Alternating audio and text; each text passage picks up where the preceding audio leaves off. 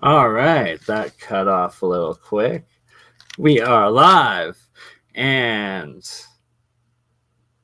hello. We have Luke. We have Dutchsince. We are live. Hello. You got such a How's good voice, everybody? Dutch. Oh, hey, thank you, yeah, guys. Just so everybody knows, this is not pre-recorded. The time now is I have just stolen 12:40 6 p.m. Central hours Time. of this man's life that he will never get back, but it's because it's been a long time coming, and we are finally here. We have gotten to know each other a little bit, discussed the theories, discussed the discoveries, the star forts, the symmetries in the terraformed structure of our reality, and then the cycles of energies that you have been forecasting, working on for a very long time, Dutch, and then Luke stepping up here, ancient Historia, like killing it with the Gog Magog, looking into what actually is Tartaria in eastern like Siberia. One of the people here and say I turned up uninvited just No, you were invited, and it was posted in a link with like a good 20 of like the top alternative history content producers, and the new kid on the block steps up, killing it. 2 legends right now. I guess Hey, 3, I'm honored to be maybe on 4 with both of you. Veterinary. Honestly. Glad to have this catastrophic multi-disaster happening right now. Is there anywhere on alert for an upcoming high earthquake, Dutch, or how is the cycle right now? Yes, actually, we've got a warning going right now for 3 more days for South America on the north side of South America, right next to Colombia, right where Central America meets into South America. So we're looking for up to, it could be a big earthquake. It's based upon the deep earthquake. We had a deep earthquake that happened 10 days ago. And down below the area, a shift basically took place. And we're going to look for, and we watch for up to 14 days on big, deep earthquakes. And we're getting down to the end of the watch. We have 3 more days to go in South America. And it's right in the area where we're looking. It's gone what I call quiet, radio silent. It's gone. Actually, hold on. A new 5, a new 5 just hit over east of there. Anyway, we're looking at the north part of South America for up to 7.8 by the end of Tuesday night. All right. Yeah, so it should hit. I mean, the chances are pretty high. No, sorry, Dutch. We're going to pause you right there. And then for those that don't know, that is Dutch impromptu, just explaining and giving his regular earthquake forecast for specific areas of the world, as he has always done, as if like a regular is basically a regular weather channel, but for these predictions. And I didn't have what he was describing accurately on the screen for that, but that is what you do on the regular, and it's like no other. I'm gonna shut up and let you explain yourself a little bit more.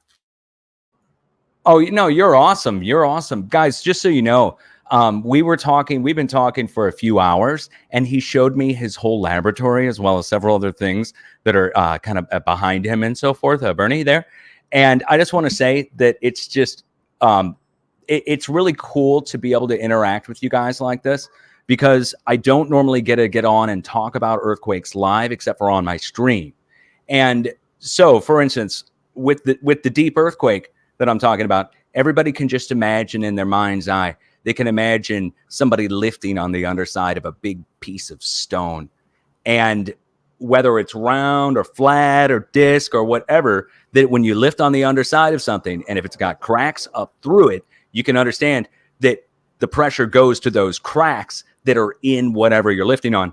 And in this case, something is lifting on the underside of South America right now that's coming up through the plate, and it's going to hit right as it comes up through the plate. It hits up at the top, and that's where the break happens, and that's when we get a big earthquake. And what's led me into interacting with Bernie and so forth, guys, just so if you don't know, a series of earthquakes, how can I put this easily? There's a series of earthquakes have started striking below certain things that you may have heard about before, like what people call star forts. Small ones, star forts, bastion forts that like skeptics would talk about as being just like with cannons on top, all the way up to structures that are the size 300 miles or more long. Structures that I've found on either side. Like, for instance, I found 3 huge 300-mile long star forts in the United States that make up the whole west coast of the United States, 1,000 miles long total. It's indisputable that they're in the shape of star forts, but what I found is disturbing. In the middle of each one of them is a military base that's been built. Vandenberg Air Force Base in the middle of one of them, where we do space launches from the pinnacle tip of it. Edwards Air Force Base, where we launch our nuclear bombers from. On the side of it is Area 51 of all places and our nuclear test sites. On the other side of it is 29 Palms Marine Bombing Range. That's just one of them. Another one I found has Facebook data center is built in the middle of one of the 300-mile long star forts on the West Coast. It's deliberately right in the middle of the pinnacle tip, right where Vandenberg is down in California, in its star fort. And there's earthquakes striking below each one. That's how I found this stuff. And I was already looking into mud flood. I was already looking into other stuff. But when I started to find the earthquakes below this is where I then started to look at your guys' channels. And then, of course, a whole series of other things have been discovered and so forth. I hate to get so serious, man, but like this is how I found these guys.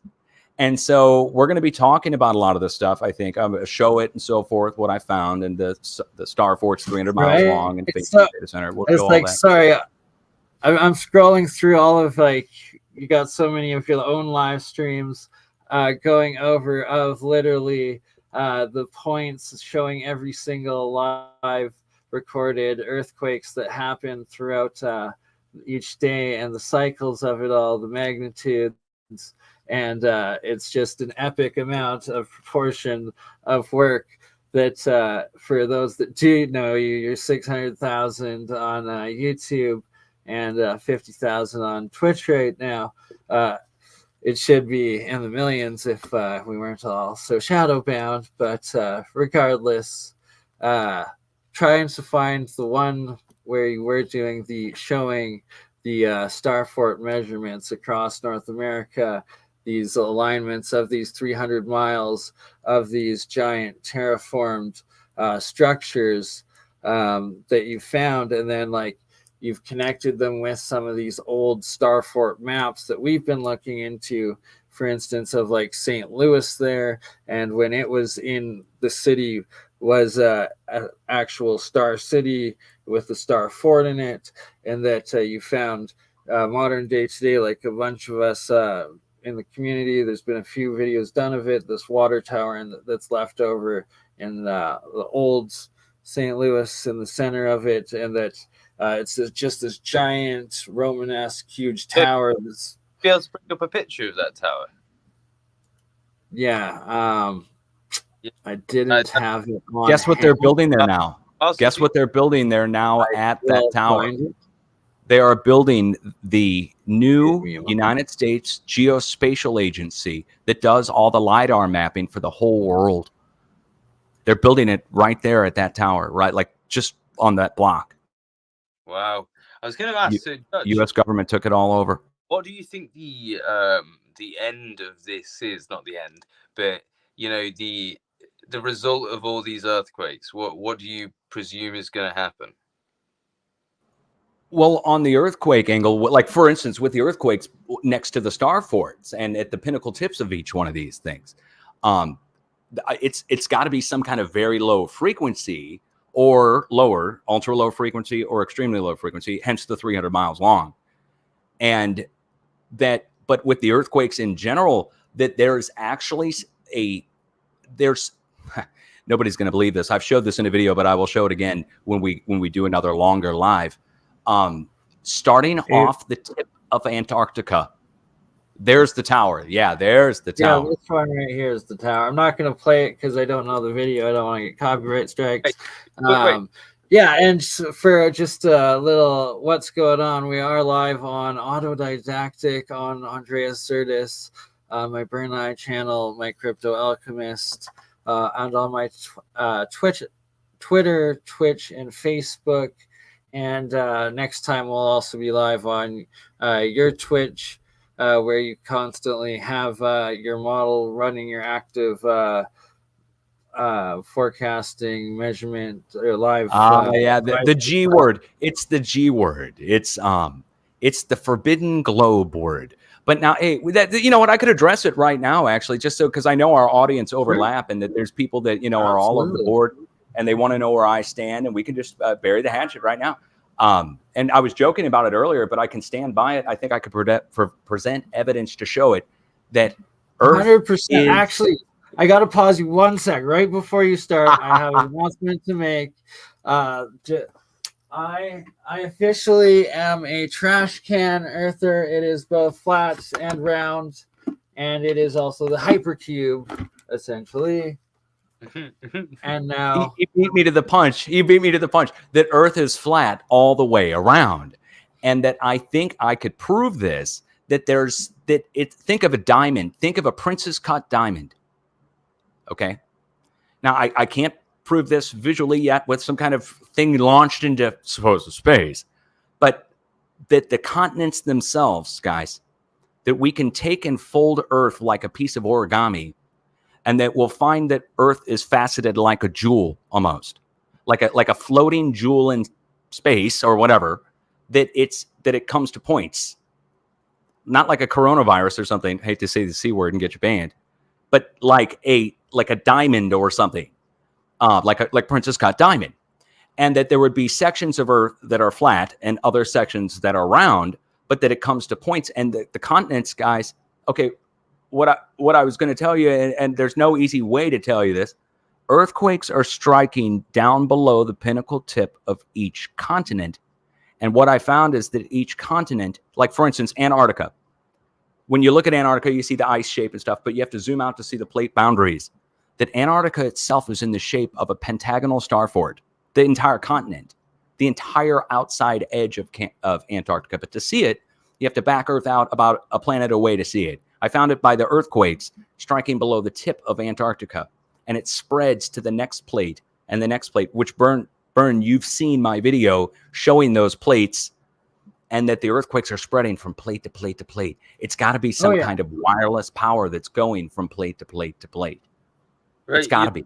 You said something there, that just made me think of something, which is that it's like we were talking before the stream. Like, I think everything is more complex than we imagine. We're simple, right? So this is just my opinion on it, and I'm not judging anyone that has a different opinion, because we're all talking about things that are nuts in the face of the consensus. So it doesn't really matter what shape we think the Earth is. But I think that there's like this element of complexity which increases. So whatever we imagine, it's something we can't imagine. So arguing over whether it's round or flat or whatever, like you say, when it comes to something that is round that is flat, all the way round, like here's the thing: there's no sense of ever arguing because both models literally physically work, and now there's like an equal or large enough percentage of consciousness believing and existing in each model, and that like they both all simultaneously can't be proven wrong and do coexist each other. It's like it's just senseless, and except the multiverse. Well, this is what I mean about complexity. So, for example, we imagine it as either round or flat, But as we were talking before the stream, what about this notion of it being something, something further, like a hypersphere with multiple dimensions, so we perceive it as a 3D object when it's actually something much more?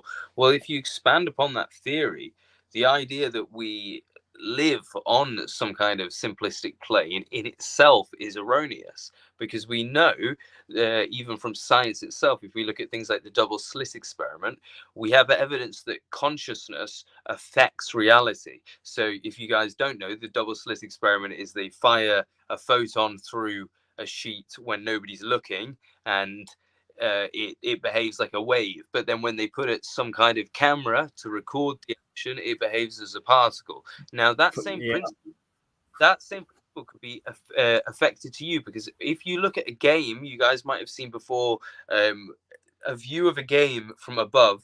So what the character views is loaded, but what the character can't view isn't. So whilst you're looking forward, you see all these trees and buildings, but everything behind you is not there until you turn around, and then it's loaded. Well, reality is kind of the same. So when you're not observing it, it doesn't necessarily behave in the same way as when you do observe it. So, this is a well-established scientific fact, right? This image right here. Yeah.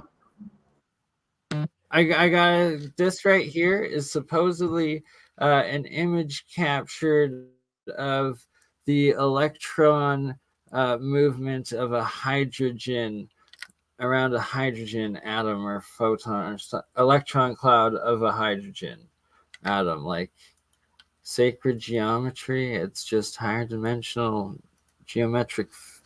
I noticed in that picture around the outside edge of the sphere of that. Okay, look at the top left-hand side of there, or the far left-hand side. It's like these 4 holes, isn't it? Okay, do you see the overlapping spiral nature of that? Okay. That same pattern is something that you have drawn, and we were looking at on one of your T-shirts, which I'm not getting mystical. I'm not getting occult. I'm getting scientific, and just with cymatics, that the shape that you just showed is, there it is on a shirt right there. Okay, this is the famous flower of life. And the flower of life is decorated across seed of life with this amount, and I call this design the weed of life, because it is the seed of life. Yes. And yes.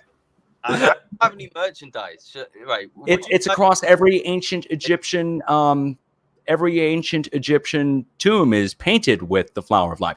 But you see that all the way down at that microcosmic level, down at the level of the supposed picture of the, what was that, a hydrogen? Is that what you said? Hydrogen?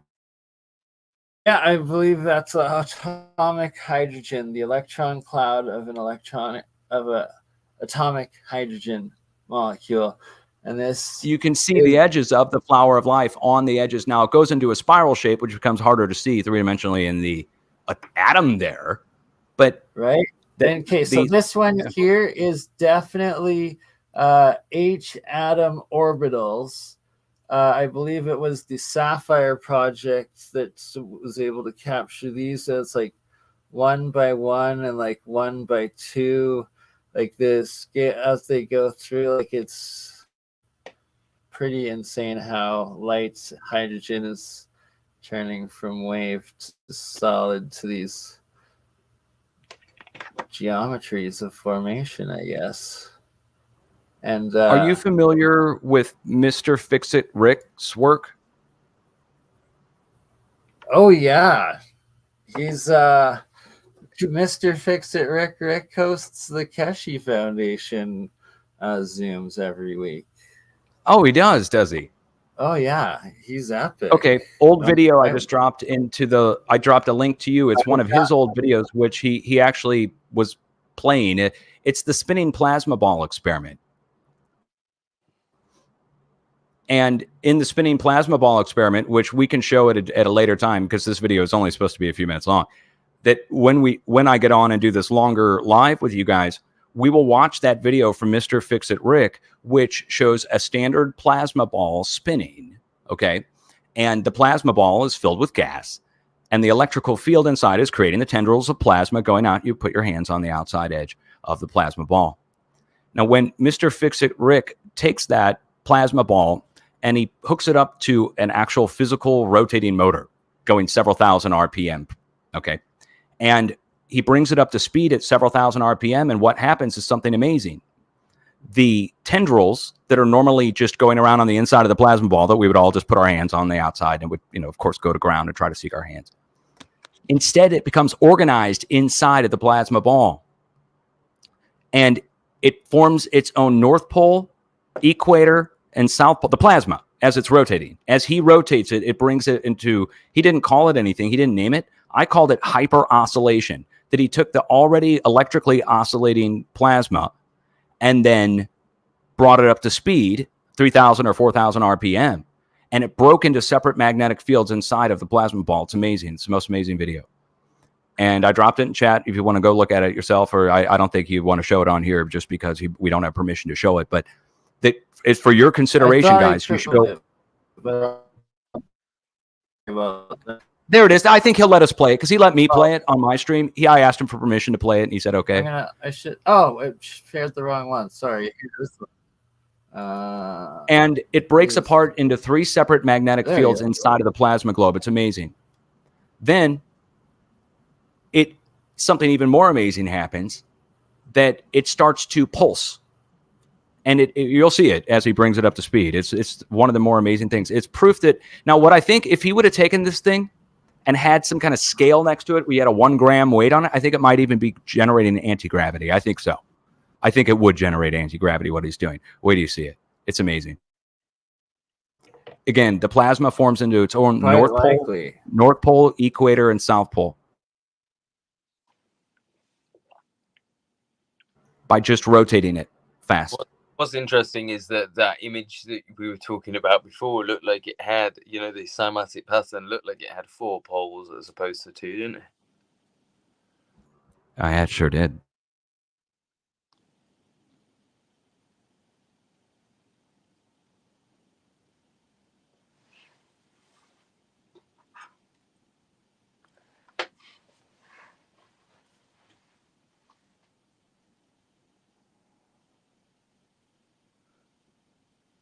There it is. Okay. So as he brings it up to speed, it immediately seeks out its own naturally, it just forms into its own North Pole. Okay. You see it. It goes straight to the top. Then as it goes faster, the tendrils organize. See the magnetic field break apart? See it? And it starts to form into a North Pole, an equator, and a South Pole. See it? It's literally, you're visualizing the Earth's magnetic field, whether it's flat or round. It's the most amazing video. And I shared this a few years ago. And there's all sorts of inventions that come off of this, as well as just proof on things. I see what you're saying right there. Like, look at that. Hyper oscillation, I'm calling it. When you take something that's already electrically oscillating and then physically rotate it fast. So hyper, right? Oscillation. Spinning and then the plasma, exactly. You add that to the rotation of like the universe. Does that mean that we could be looking at natural versions of these in forms of like stars and stuff? Oh, I think this is what's going on inside of the quote unquote center of the Earth and the center of the sun. There's got to be. And I bet you that on a super huge scale, it would be super hot. Obviously that's electricity in a 5 volts. I don't want to be really basic about this, but we've all slid across carpet as a child. We know what friction does.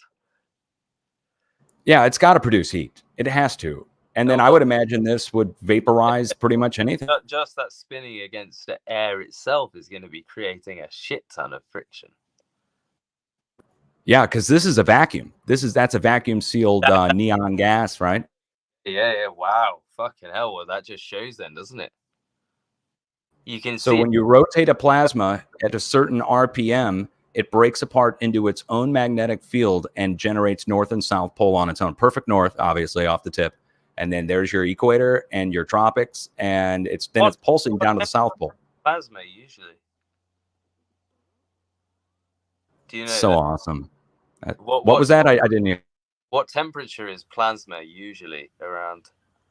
Well, see, there's different types of plasma and cold fusion, and the blue, purple, the UV, the cold plasma is usually around room temperature-ish or like lower, and then your hot infrared, orange, yellow, or orange reddish,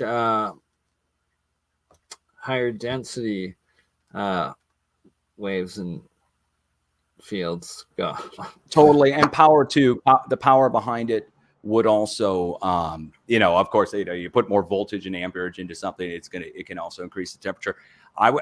Plasmas, like ionospheric plasmas from HARP, for instance, and other high frequency radio wave projects, can get up into the multi hundreds of 500 degrees, and so forth. 500 Fahrenheit, what is that? Sorry. 400. I gotta pause and interject. Shout out to Ben waking up analogs here in the Zertis chat, which reminds me to bring up the Crystal City in Missouri, Moberly, and Dutch. If you don't know of Waking Up with Analogs, Ben's work, he'd just epic on Twitter on documenting hundreds, if not thousands, of 1800s newspaper articles, publishings of like the giants, the ancient Antiquitech all throughout America, and covering just epic amounts of stuff. And before we went live, you told the story of Moberly and the Crystal City that's around you. Can you tell it again, please? Oh, certainly. Hey, you know what? This is going to be a fun little thing here. Okay, in Missouri, there's a place called Moberly, Missouri. And back in the 1800s, I don't know what year in the 1800s, but certainly it was in the 1800s, the New York Times ran a story in April of that year. It wasn't April 1st, so it wasn't technically an April Fool's joke or anything, claiming at the bottom of a coal mine in Moberly, which there are a series of coal mines around Moberly, that they were down several hundred feet in a shaft, and they broke through a wall, and they found a hidden underground city that was huge. And it was crafted, they said, for giants. And the story ran in the New York Times in April of whatever year in 1800. They then came out and retracted the story and said it was a hoax. They didn't call it an April Fool's joke because April Fool's jokes didn't exist at the time, really. So they retracted it and called it a hoax. And just magically retracted it some way, somehow, like all of the stories. Sorry, I just got to put this one part in of how it literally every story, including the Kincaid Grand Canyon pyramid complex. And this is Isis Temple Pyramid there. And this picture still has the giant cave opening in the center. It's now actually walled up. The U.S., some government agency, walled that up in the middle of these random badlands. No inner city to see there. Anywho, back to the Crystal City that's supposedly around you. Before you continue, I'd just like to bring up the fact that what we were talking about Britain apparently being built by giants. So there is a few things that correlate with this, which are great. So when I was researching the comet in one of my videos, you might have watched it, I'm not sure, but there was some Anglo-Saxon poetry that talked. And when this comet struck, they wrote specifically, the work of giants lay in ruin.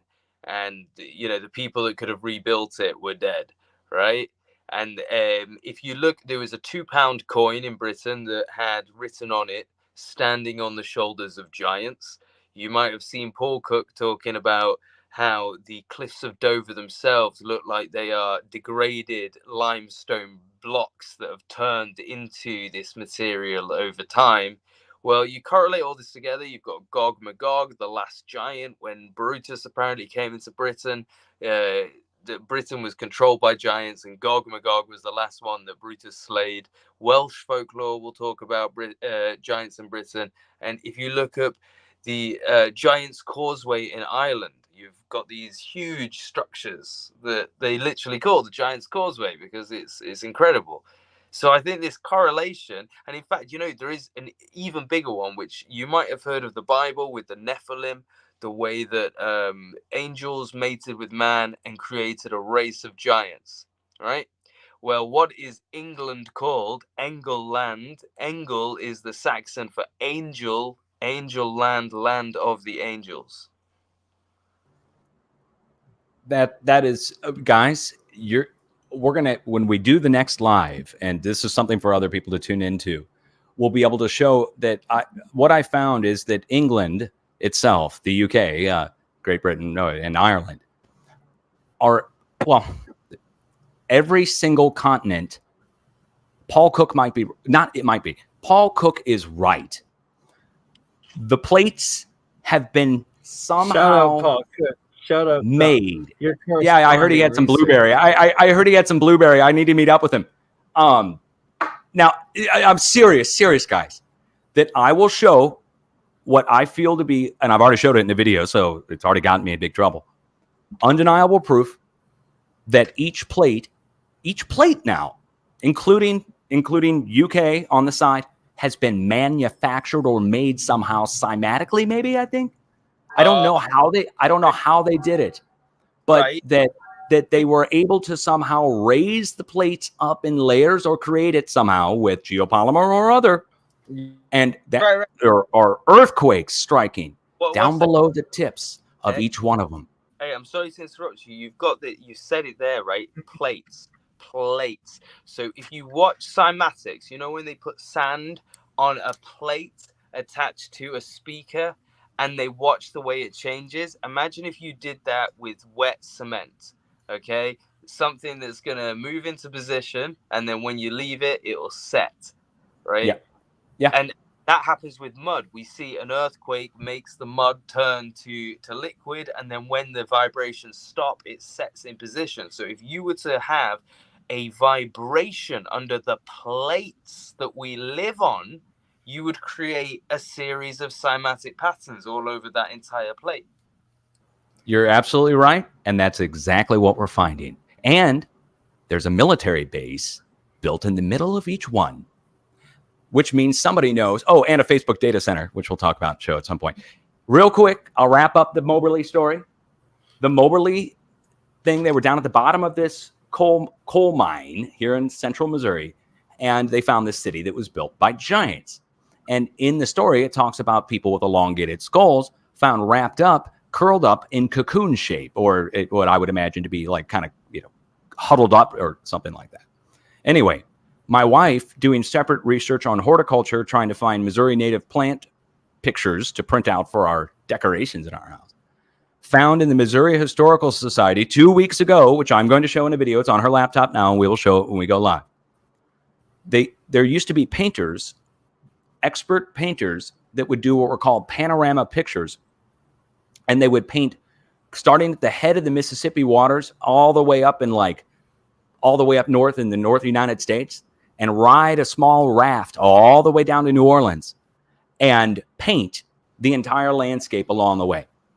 And then that would be in a huge roll that they would take around and sell people to watch roll by in what they called panorama moving pictures, but not like movies. Like, just this thing would scroll by basically and show you landscape pictures. Anyway, my wife found this thing 2 weeks ago where it starts here in Missouri on the Missouri River and heads north by northwest up towards the northwest United States. And as they're going at the start of the panorama, there's a cave scene that's been very detailed painted of 5 guys walking through a cave, and the cave is huge. And there's all kinds of giant crystals growing out of the sides of the cave, which we now know is Crystal City, Missouri, and the Crystal Cave that's here, which is just south and next to Moberly, Missouri, where they found the giant city underground, supposedly, but they called it a hoax. Anyway, in this painting, it's undeniable. The guys are holding lanterns. Sorry, I was failing miserably at trying to get. Oh, you're fine. You're fine. On there. In the cave painting, there are elongated skull skeleton mummies painted by this artist who went into the cave system with the explorers who went, and there's a whole detailed description of what they discovered. And what they discovered were a series of mummies and they're painted as being taller than the guys. They got the English guys, they're holding lanterns. Here's the mummies next to them. Each one's got a super elongated skull, and they have to be at least 10 or 15 feet tall, guys. each one. And it's painted out, and it's in a panorama picture that was taken all over the United States and shown as what they discovered on the voyage northwest. And it was a guy tied with Lewis and Clark who was doing the exploration. So it's official. It's not like it's just some fanciful painting. This was shown, and it's in the Missouri Museum now. And I have links to it. I will get to it. We'll show it live. But what it proves is Moberly. Do you have any The original story in Moberly about the elongated skulls and the tall people that they found and the crystals, because the two are right next to each other. And then that proves giant people were here. And that means we already know this. So anyway, it's pretty intense. Like, right? Like literally there's like hundreds, thousands of giant stories, pyramid stories, burials of these elongated skulls. Like it's these reset, long lost higher civilization on like macro scale. Like the work you found, Dutch, of like literally like we got to do an in-depth one on Guangpeng Dong or whatever that one is, and like it's like just a giant pentagon, giant Starfort Island in the middle of Micronesia, Macronesia or something. It's like yeah, on the side of on Micronesia, they named a Nan Madol was the name of the place. Yeah. So that's like the little city that's officially like really old and like built from basalt from like the ocean up by man somehow, megalithic out of the sea, like no different than Saudi Arabia building. Everybody, hold up, stop the train, because 1 week, I want to say it was 1 week after you made the video, you guys started talking about Nan Madol, the National Weather Service and the international weather agencies came out and suddenly named a typhoon that was going towards, it hit Japan, Typhoon Nan Madol. And they did this just a few days after you did your video on Nan Madol. Go look up the Japan Nan Madol hurricane. It just hit this past year, and they named it Nan Madol. Hey, right, yo. So we have to have a Nan Madol episode. And an Angkor Wat one, but a Nan Madol one, especially because it looks like they just recognize this little tiny Starfort area of it as being insanely old, man-made island out of the sea. Megalithic basalt created it, very ancient. But in reality, the entire massive island of it all, most of it covered by like lost ruins, but like forest now. But the entire structure is probably created artificially or some like, you know, somehow like on this mega giant scale. It's like it's insane the more you look at it. And that I can confidently tell you and your viewers, if you go open up a copy of Google Earth or any other map and go type in Micronesia and look at it, you will see that Micronesia is a giant pentagon. It's indisputable. I had skeptics show up and say it was just natural. But then you have Nan Madol on the east side, and it's made up of hexagonal basalt, and it's in the shape of a pentagon. And it can't be, because just to the north of there, guess what we did? The United States came in and did the Bikini Atoll nuclear tests on all those other atolls all the way around Micronesia, the Marshall Islands and so forth. We nuked the shit out of, pardon my language, we nuked the hell out of all those other islands going just to the northeast of Micronesia. That's where we did all of our nuclear tests. Just by chance, right? Sorry, guys. It's just I get fired up about it because they nuked it. You're repeating like this knowledge and discussing how many times they've destroyed these ancient sites that are like just next level. We can't even comprehend them, yet alone build them right now. And that it's like, oh, actually, when we nuke something, that's what we destroyed. Oh, when there's the Korean War, Vietnam War, actually they bombed Burma and like these crazy pyramids and these jars and like freaking bowls that are 10 times the size of like a house. made for giants, all sorts of crazy stuff all over. We never see it. They just destroy it. Russia just did it. Russia just invaded. You guys have all seen the old maps. Where is Tartaria listed on most of the old maps, guys? It's north of the Black Sea. And we know what's north of the Black Sea. That's where... Yeah, little Tartaria starts Right. at Crimea, essentially. You've entered in Lots my of it. category here. And then This is Luke actually... can... Thank you. Right. Okay. All right. Is my volume okay, by the way? Because someone commented saying it was low. And Yes, sir, it is. right. Sweet. So yeah. So I've done quite a bit of research into the old history of Tartary and the way that it expands. So if anything, I'm probably the guy to ask about this. So what you've got, what it seems, is there's three regions. So first in the northeast is where we were talking about yesterday. We've got the Prester John, who is seemingly a Christian. So this was a Christian nation in the northeast of Siberia-ish region above China. And they were apparently settled from 1290 AD as a Christian nation. And they were the ones who were oppressing Genghis Khan's people. So Genghis Khan rose up against Prester John, took over this whole empire, and that is how Genghis Khan first came to power. So Muscovy is a separate power that is part of this empire. Now, it seems to be interchangeable. Sometimes Muscovy takes over, sometimes Tartary takes over. We know that Tamerlane in the 13 to 1400s, so this guy was the general, so he wasn't the emperor yet, but he was the next in line. He was the general that was fighting all the battles for the Grand Sham. We know that he was attacked by Muscovy, and they attacked Astrakhan and Kazan. So we know that those places, which are now settled firmly in Russia, Kazan is Tatarstan, so you can learn about that if you want to go down there. So they've retained some of their Tartarian heritage.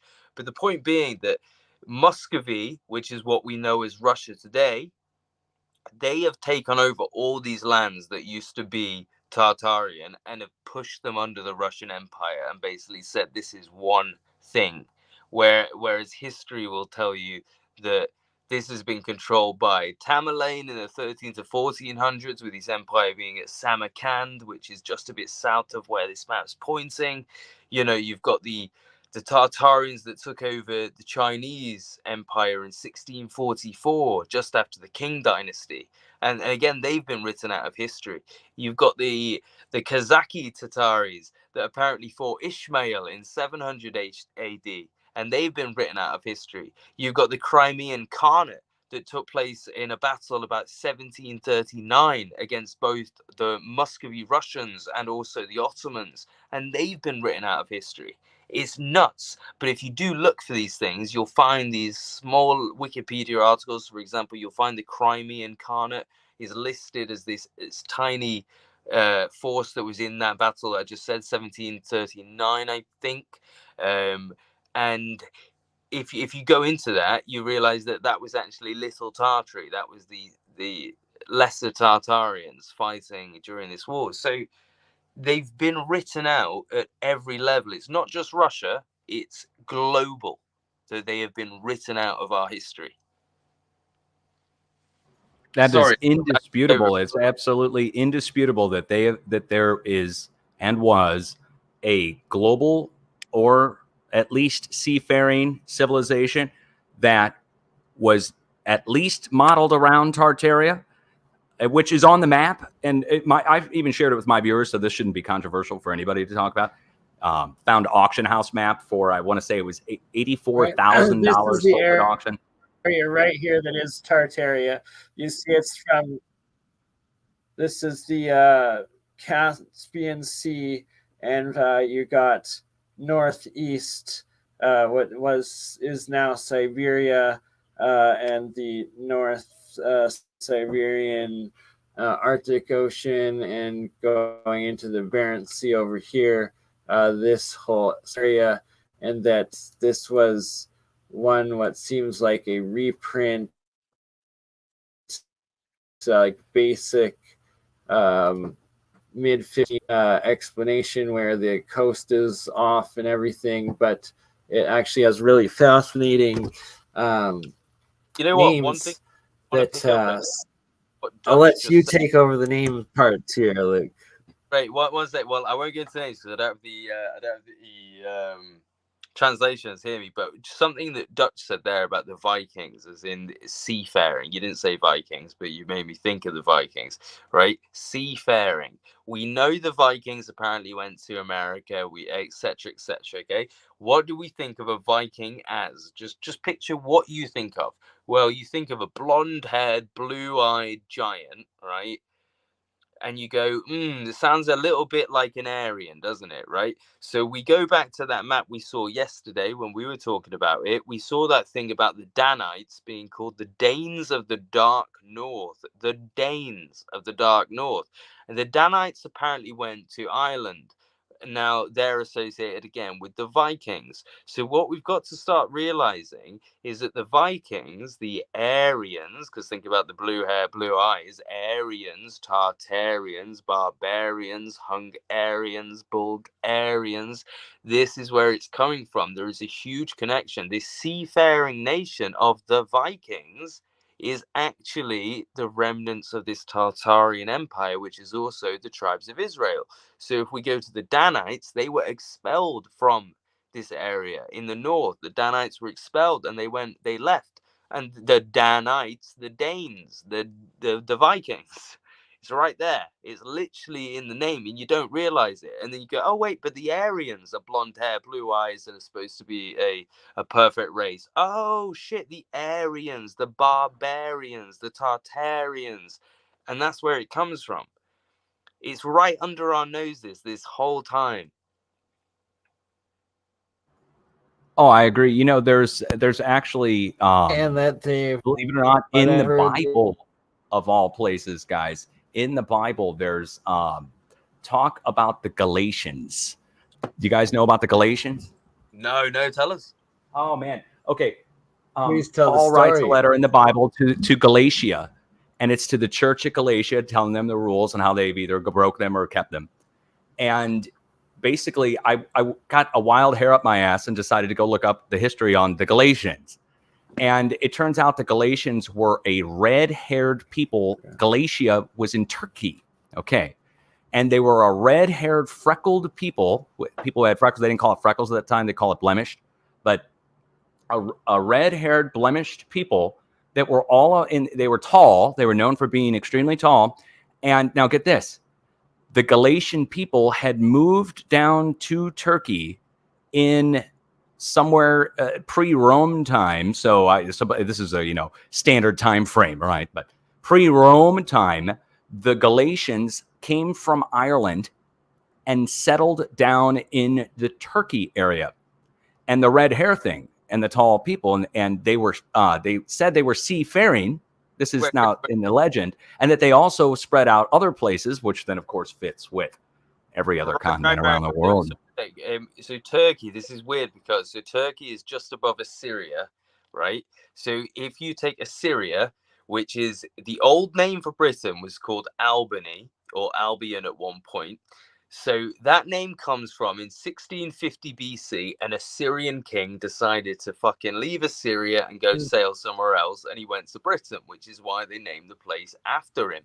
But if you go into mythology, Albion was actually a giant whose corpse is Britain itself. Like he died and we're living on his back, right?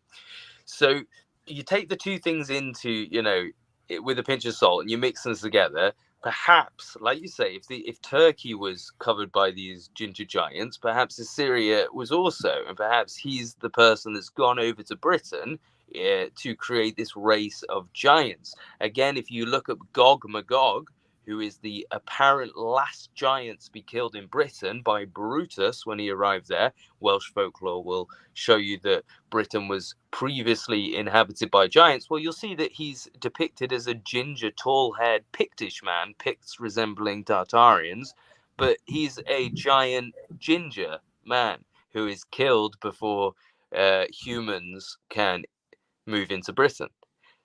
So don't you think that connection between Turkey apparently being inhabited by tall ginger people, then Assyria just below Asia Minor, which was Turkey at the time, apparently has Albion, who comes over with giants, and then Gog Magog, one of his descendants, is killed, and he's a tall ginger giant. We cannot overlook that. You're on to something huge here, guys. This is all live. Just so you know, this is not scripted. So we're kind of going down a little rabbit hole here that I think needs to be go down. Check it out. Do you guys know the Uyghur conspiracy from China? The Uyghur people? You know about this? 100% improv. We are 50 minutes in. Huh. Wow, that went by quick. A 5 minute So, thing. Wow, that went quick. God, wow. Just a little pretext. Great. 1 hour. We're almost 1 hour in when we were supposed to do 5 minutes. 3 legends, because Bert and Ernie are famous.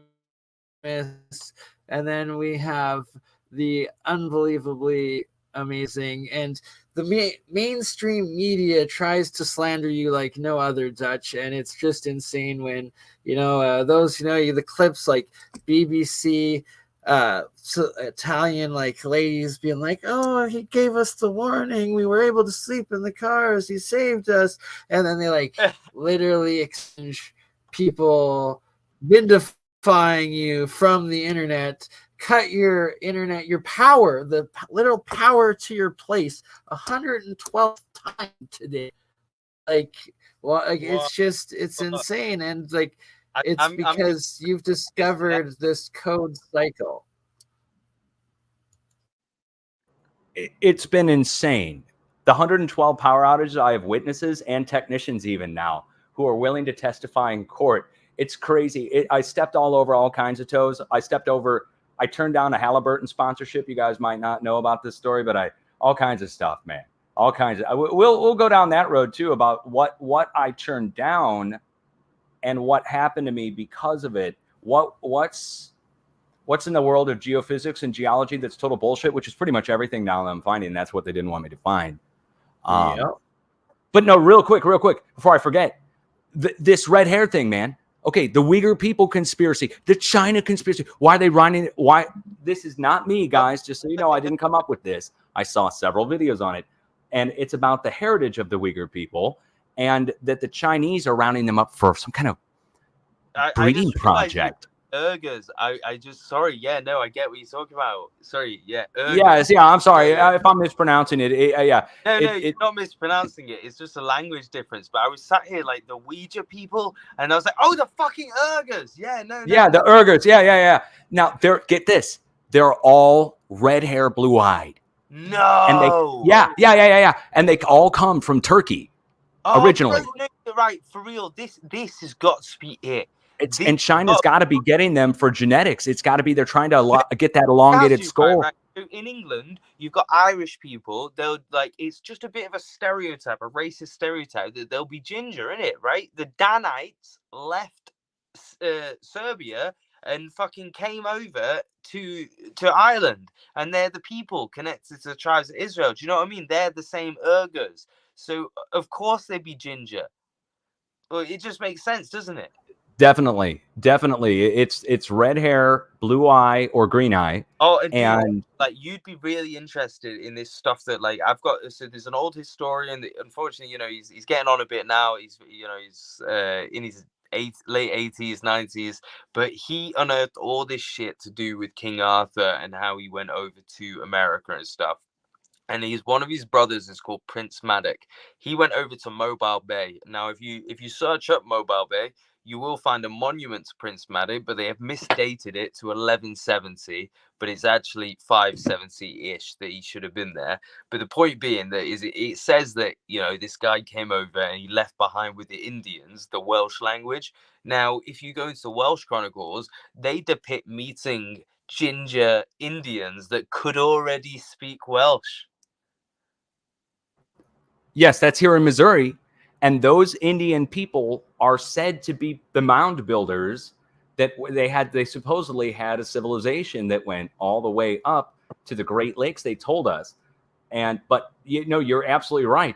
This red hair thing can't be overlooked because it would be a evidence of a global traveling all the way from central Russia or China all the way over to the United States. The only thing missing would be South America to have the red-haired people. what we know they we got the call the elongated mound skulls. building culture. Mummies. Oh, That sorry, red-haired people, and often a second row of teeth as well, or a 6 finger or toe with these like the red-haired giant genotype general. Just gotta put right. that fact You're out right. there You know what? that adding It's it in. it's really funny because I remember when I had one of my awakenings, like, so I've always been one of these people that laughs when you watch South Park. You know how there's the whole Jewish kind of laugh at the Jews kind of thing. I've always been like just laugh along with that. I've never considered that Judaism might be like the way. So when I anti-Semitism. oh, sorry, it's the connection's gone a bit. Oh, I lost you a bit there. What did you say, bro? Keywords get mentioned and things get shut down. Oh shit! Oh right. Right every time. Oh right. Okay. So yeah, 1 hour in. We got nobody has joined. Not Paul, not Campbell, not Zertis. This has been excellent for so far. We got a future full plan with Paul Cook, Campbell, Zertis, Dutch, and welcome back, of course, on the 14th Valentine's Day date, where we'll be able to be pre-organized with the references to go further in depth with a lot of what we've been explaining so far. Pretty funny, Luke, ancient Historia. You're like, Bernie, how are you up already? No, I haven't slept yet, and I am now on probably 8 or 9 hours of streaming straight. So it's like I definitely am long past my bedtime. It's noon into the next day. I did with there's just so many good things going on. Aren't we supposed to be doing I'm another gonna let 3 hours? you guys go on. What? I said, aren't we We supposed could to go be on doing all day if we hours? really want to, because eventually what we're going to be doing, me and Dutch were talking ahead of time, and Dutch, do you have your Twitch on you, or can you be on your Twitch and currently log on to my Twitch, which we are also currently live on, which I should post the link in the live chat for everybody and the private chat for you, and that this is going to be a key part of integrating going forward is running Twitch streams that'll be featuring like a multicast mixture of like some of the science experiments in the corner.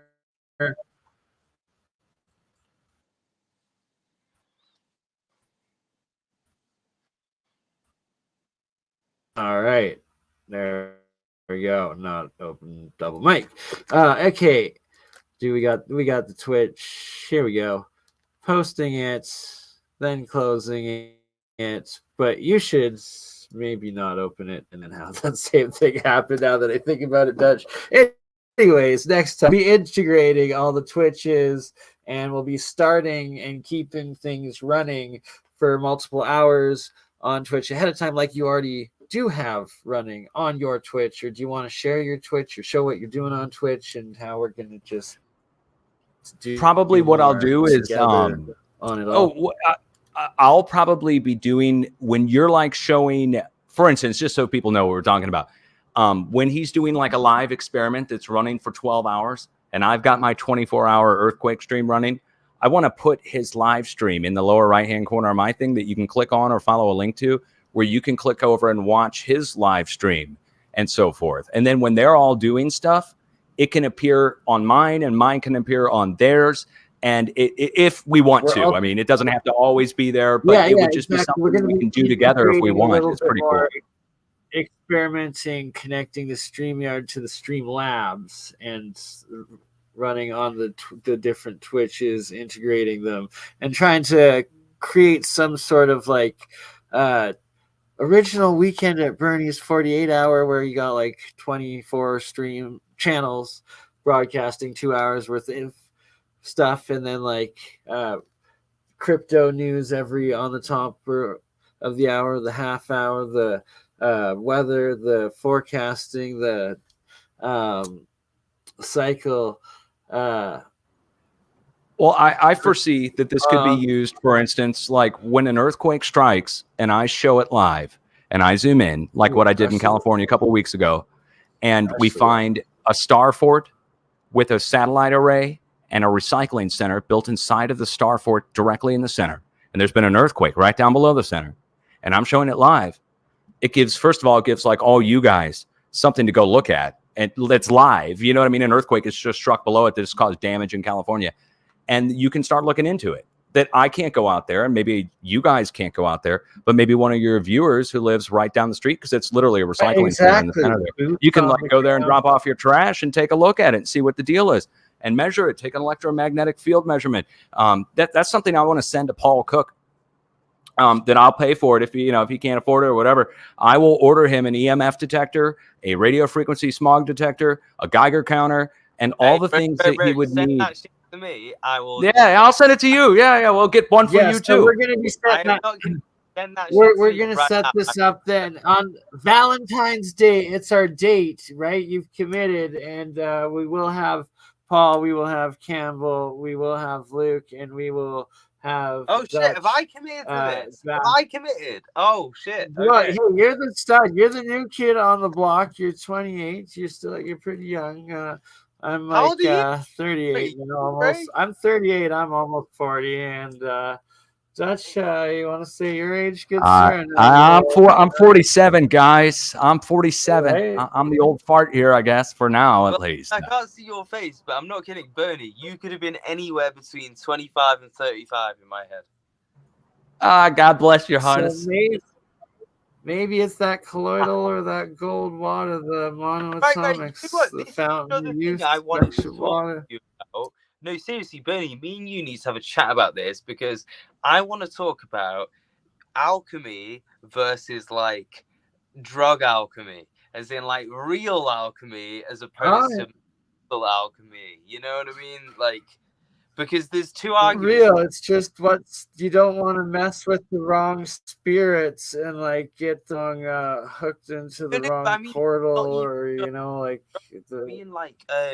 alcohol being a spirit, or a psychoactive, the spirit of the plant into it would be interesting to discuss the history of alchemy. That should be discussed. You should discuss the history of alchemy going all the way back to when But one thing that gets me is that, I don't know, you might have seen, there's a channel on YouTube that's quite good that goes through the 7 stages of your alchemic magnum opus. But it's like there's a magnum opus in the terms of turning lead to gold, or there's that's the philosopher's stone in it, but there's a magnum opus in the sense of the chemical version, I've created a dust that will make me God, as opposed to I've done all this meditation and I've attained godlyhood. I suspect this is the philosopher's stone if made out of gold. Well, I mean, you know what? I would actually love to take I do know what you're talking about too. Yeah. That's something else I do if I can get a couple of signal generators and a couple of variacs and. Well, right, I saw you talk about, but this right here, monoatomic gold. Have you seen my lettuce plant? My 6-foot lettuce plant. So this regular, the one end of the garden, and got weekly word with the all those, but here's kale that's like a 2 to the lettuce plant that is as the sunflowers there. It actually got a couple grams of this full gold. Oops, I guess I should have had that on the full. Sorry. And let's go back. You know, I'd be willing to do a control test for you too on my. Many of my viewers know I can see it. I'm There a you go. candidate The big reader. letters. I'd be Same willing here. to test that and see how it works versus I'm control versus planning- not.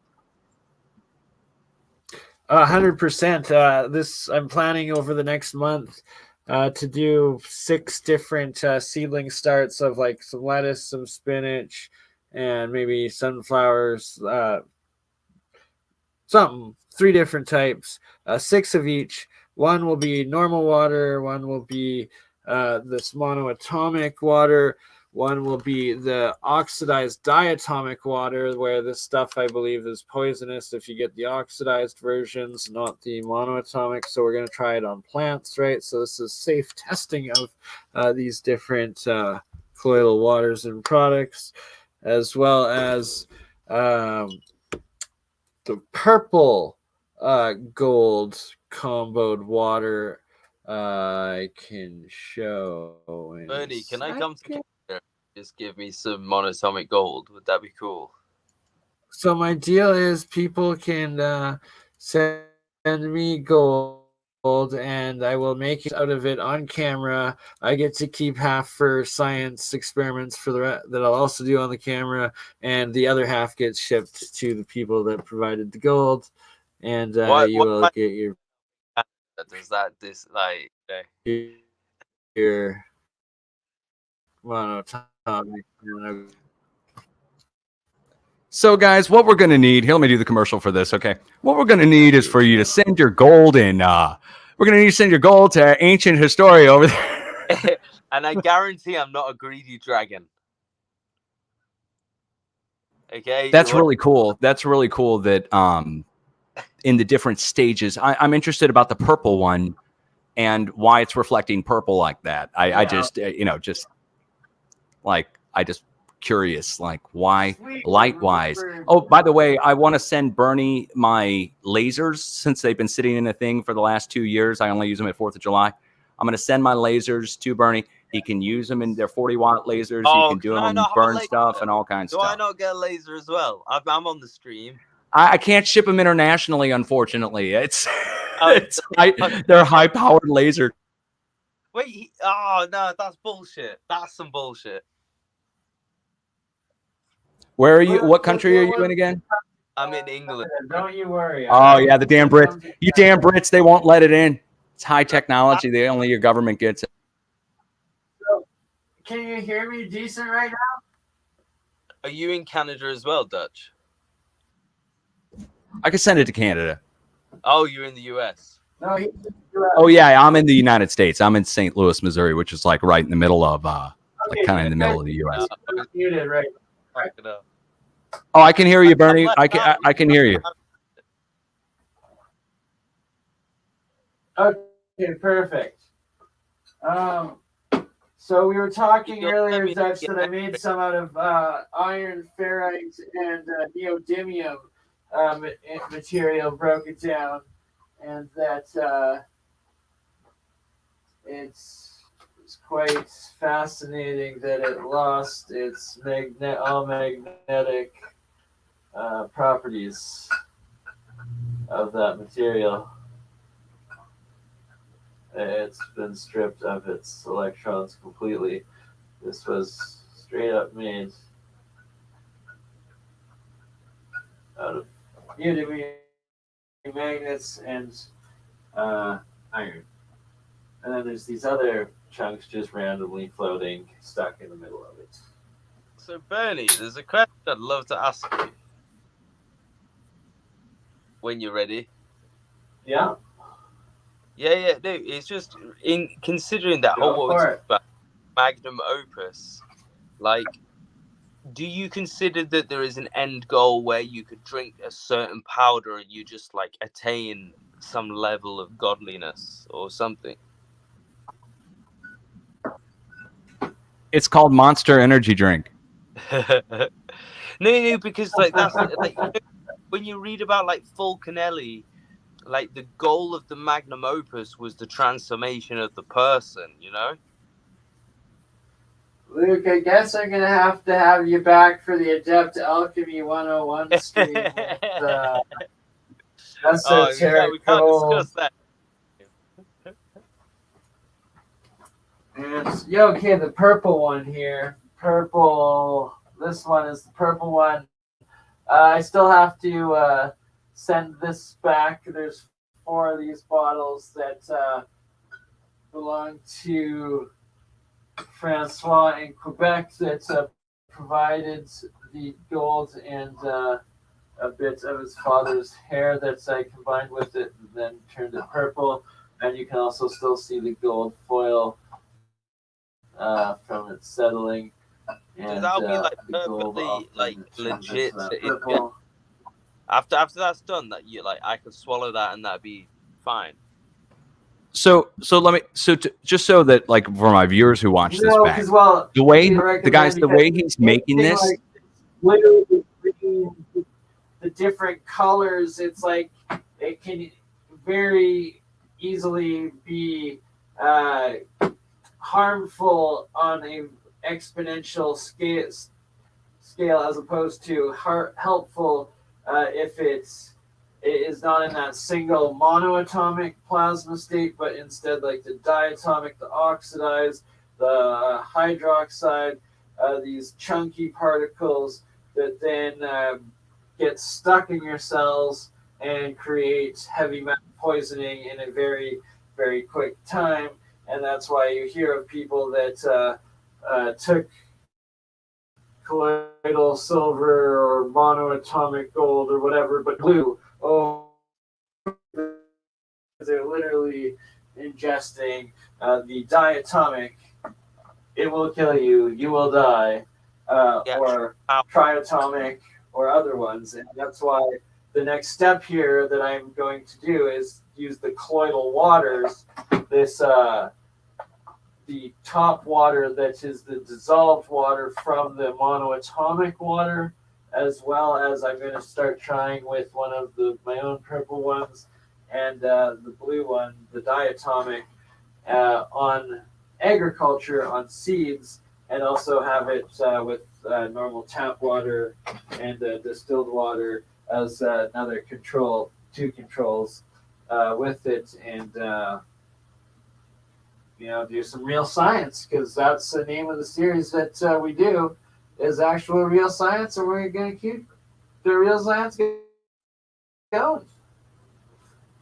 This is awesome to see. I just want to, again, for any of my viewers who watch this back, he's not just dumping powders in there and like letting them settle. The way he's making this is he's taking pure gold, 24 karat gold, and making it into basically electrodes, a cathode and an anode. They pass electricity through, and he's putting low amount of electricity. I mean, this could be done. Yeah, don't do this at home, kids. All right, but he's putting electricity through the piece of gold, which is in the liquid.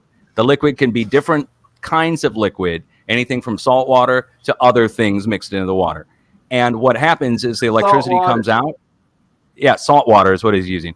And the electricity comes out of the gold, and it strips off, like scuffing your feet across the carpet, that the electricity is scuffing its feet across the metal, and it's going into the water, and it's taking off ions of the metal and stripping it off, basically, is what he's doing, using electricity, and then it forms into the water. It's amazing. It's awesome. And people said that this had no medical properties, no possible use. And instead, it actually has a use. And then he's finding that there's uses for it, including on plants. Exactly. So we're going to take this plant going to the next level. And just to be 100% clear, you can turn that gold, monoatomic gold, into powder. Yeah? Yeah, the straight, this gold, this 10 gram, it was a full 10 gram. I had 2 full 10 gram, 24 karat bar, and used as an anode and cathode. And this is what's left of the 2 electrodes after I used them both. as anodes. First anode and cathode, and then original dissolved, then switched that was the cathode. That's why it got the black nano coating on half of it, because it was first used as a cathode, and then when I used it as an anode, another 4 grams of this 10-gram pure 24 karat was last turned into this one right here. That is a few grams of the gold straight into monoatomics. I remember seeing Or you can watch my full 2-hour documentary with Paul Cook and Autodidactic that I did multi-stream with them. How to make your own colloidal silver. You pure 1.9 your country's minted silver 1 ounce coins, and right how it'll, what they say is tarnish is actually nano coating, nano plating, and breaking down and creating these lost ancient high technologies that 400, 500, 5,000-year-old scriptures, histories, legends all talk of, whether demigods or alchemists past, or Isaac Newton. Isaac Newton is where I got the vast majority of my information from. Right, just to be clear, you have suggested some this powder, right? Can you hear me? Oh yeah. Yeah. So yes, just sir. to be clear, you have ingested some of this powder, right? Yeah, a couple of times I've ingested a couple grams of the pure gold, trying it out, and it gave me instantly hyper increased cognitive abilities for about 48 hours of like pictographic memory of like being a very young child that I hadn't remembered in like 20 years. Wow. Stayed up for like 2 days without needing to eat, like just energetic or didn't need to sleep, and then just like crashed afterwards for like a day with a really nice sleep. It fades a little bit, but pretty fantastic. Oil waters. I started out the first 4 years drinking this colloidal water was just silver, copper, and zinc equal mixture, where I'd be making zinc anode, zinc cathodes, making 25 zinc, 25 with copper as the 2 electrodes, 25 with silver as the 2 electrodes, and sorry, 33 and maybe 3% mixed in that I do now. To also have the gold in that water for the last 7 years total that I've drinking stuff. I've been pretty healthy and sick whatsoever, and seems to work pretty good overall. That said, if you ingest or use anything atomic, you might. It can be very dangerous. It is very what you're doing. Don't try it if you don't know what you're doing, and don't. It's a brand new, lost, ancient, high nanotech, superconduct tech, quantum tech, maybe quantum matter. There's so much. Anywho, back to you two. Any questions? Oh, I'm mind blown. Just seeing all this, guys, just so, when you're talking about alchemy, I mean, there's different levels of it, of course. And when we get into the ancient, obvious, there was some kind of ancient civilization that had high advanced electrical technology, because how are you going to create monoatomic gold without the passing of a current through it? So this gets into something I found, which we'll show it some other time. It's going to blow everybody's mind, which is the famous chi-rho symbol. You guys ever seen this? You know what a px symbol is? It's like, it looks like a P with an X below it, and Christians use it. The Catholic Church uses it. It's called the chi-rho symbol. You know what this is? It's a P and an X overlaid on top of each other. It's also called the Lamb's Pascal or whatever. And it's a P and an X, and the P and the X are overlaid on top of each other. And then it has an alpha and an omega on either side of the P and the X. Okay, alpha and omega. And what I found, and this is, I think, indisputable at this point, if you know how an LED works, you have at the top of the LED, you have what's called the anvil. And at the top of the anvil, they placed a little speck of substance, different substances, sometimes gallium, sometimes other things, that glows when electricity passes through it. And that's how we have all our LEDs. Okay. And long story short, the Christian symbol for the chi-rho is a diagram for an LED. Exactly. You can overlay them. And where it says alpha and omega, that's where you would have an inflowing current and an outflowing current. And that the alpha and the omega on the chi-rho symbol is just nothing more than a diagram for creating an LED.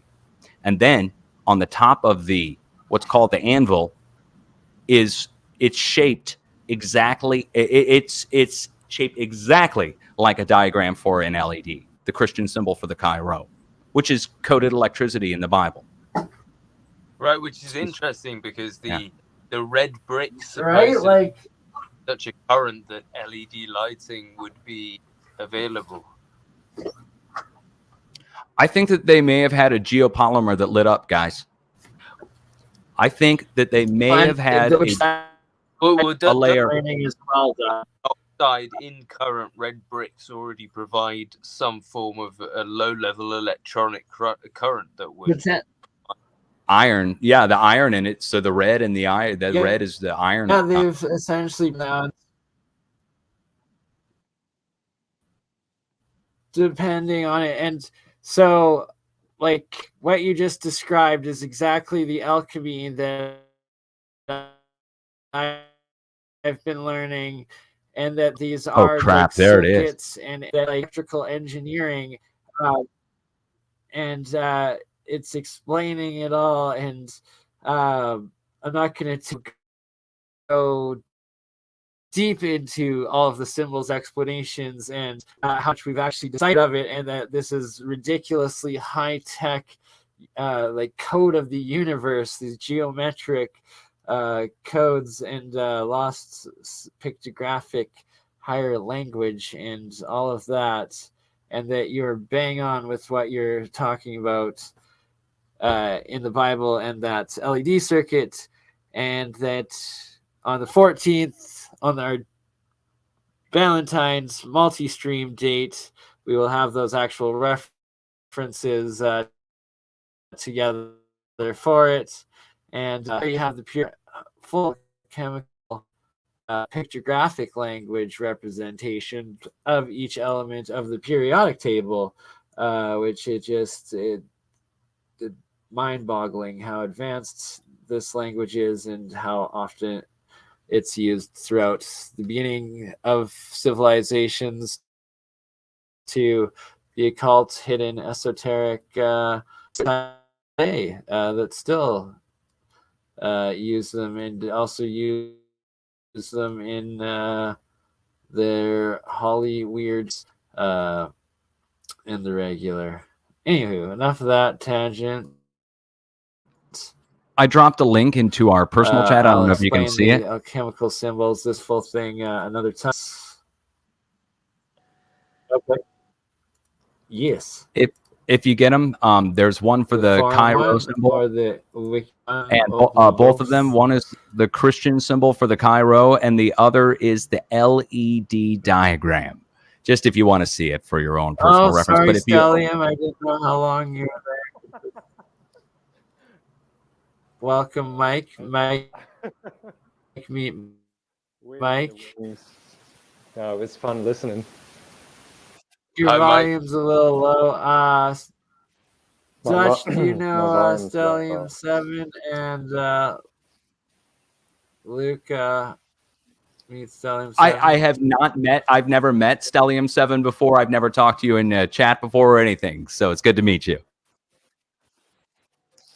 Pleasure to meet I've never you seen too. his work on like the Titans, and he's also like mega terraforming.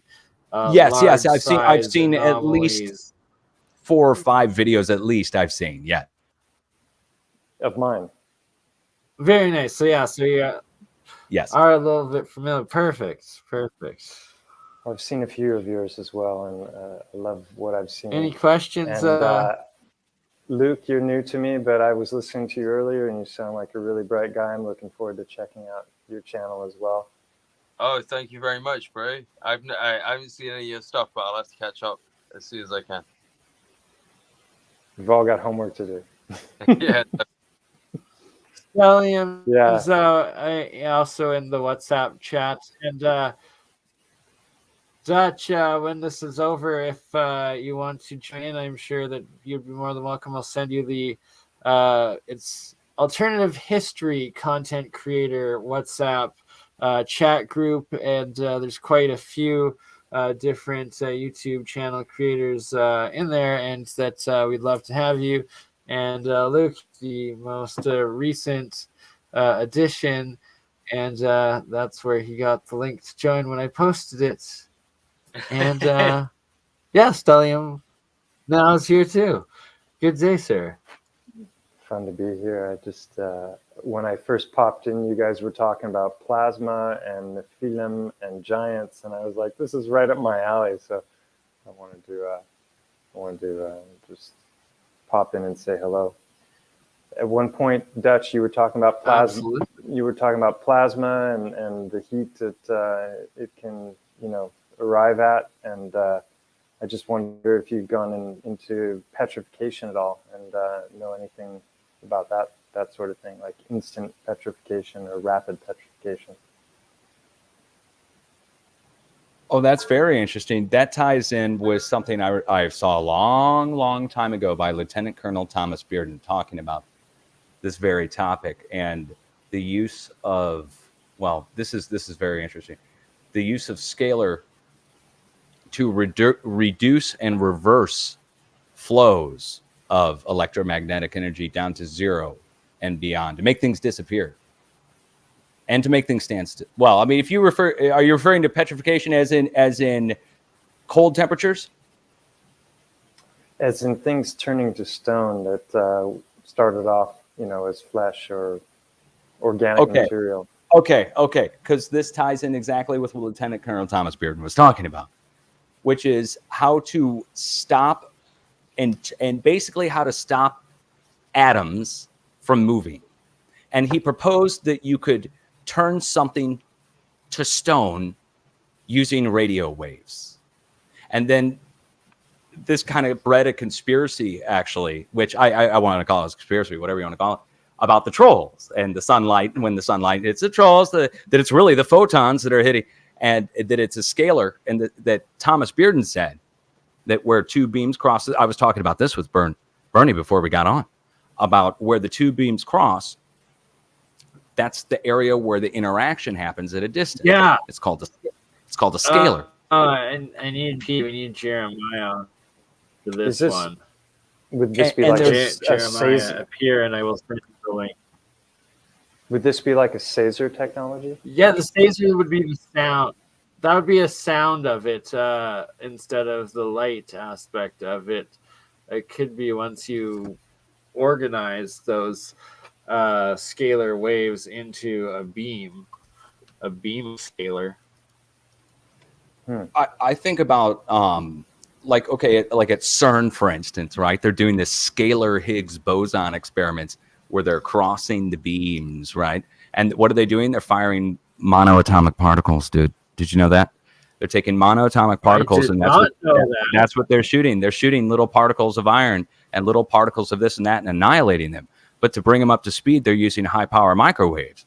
And they have these banks of klystrons that are down in the base of CERN that go on for like a mile or something. And they have to ride an electric scooter to even service these things. And a klystron is what powers the NEXRAD radar to look at the weather.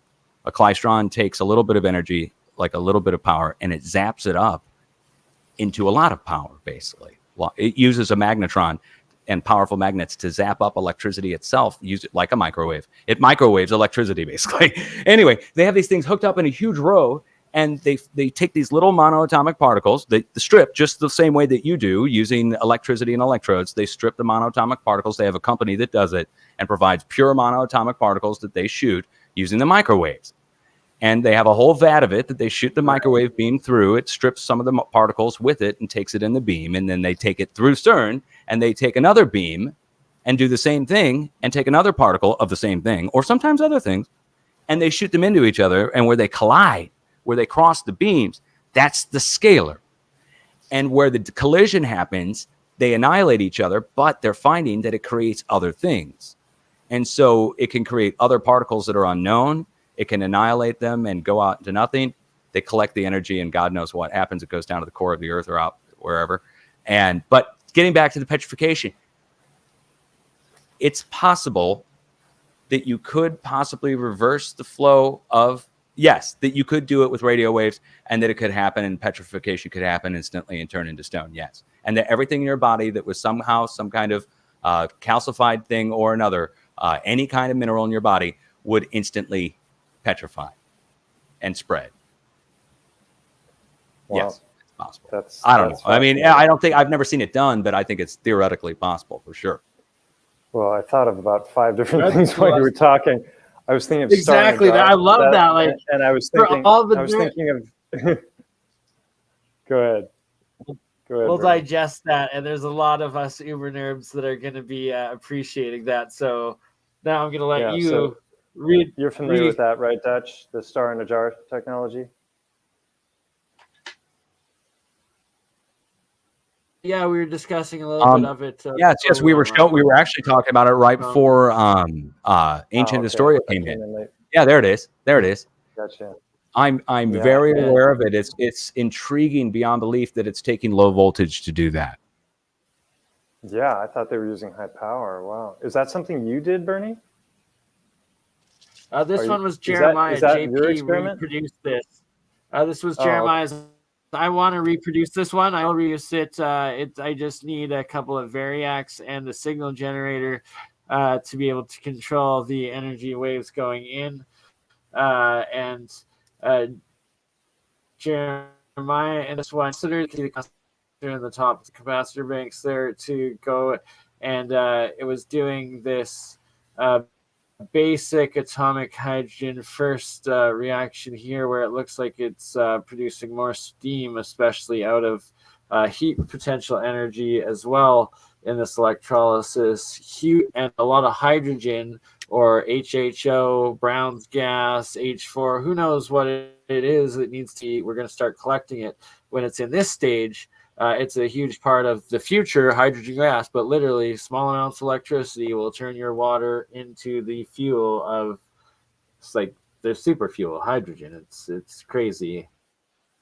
Once you start to, and in this state, and it goes to the bright white, and then it'll cross over to blue purple.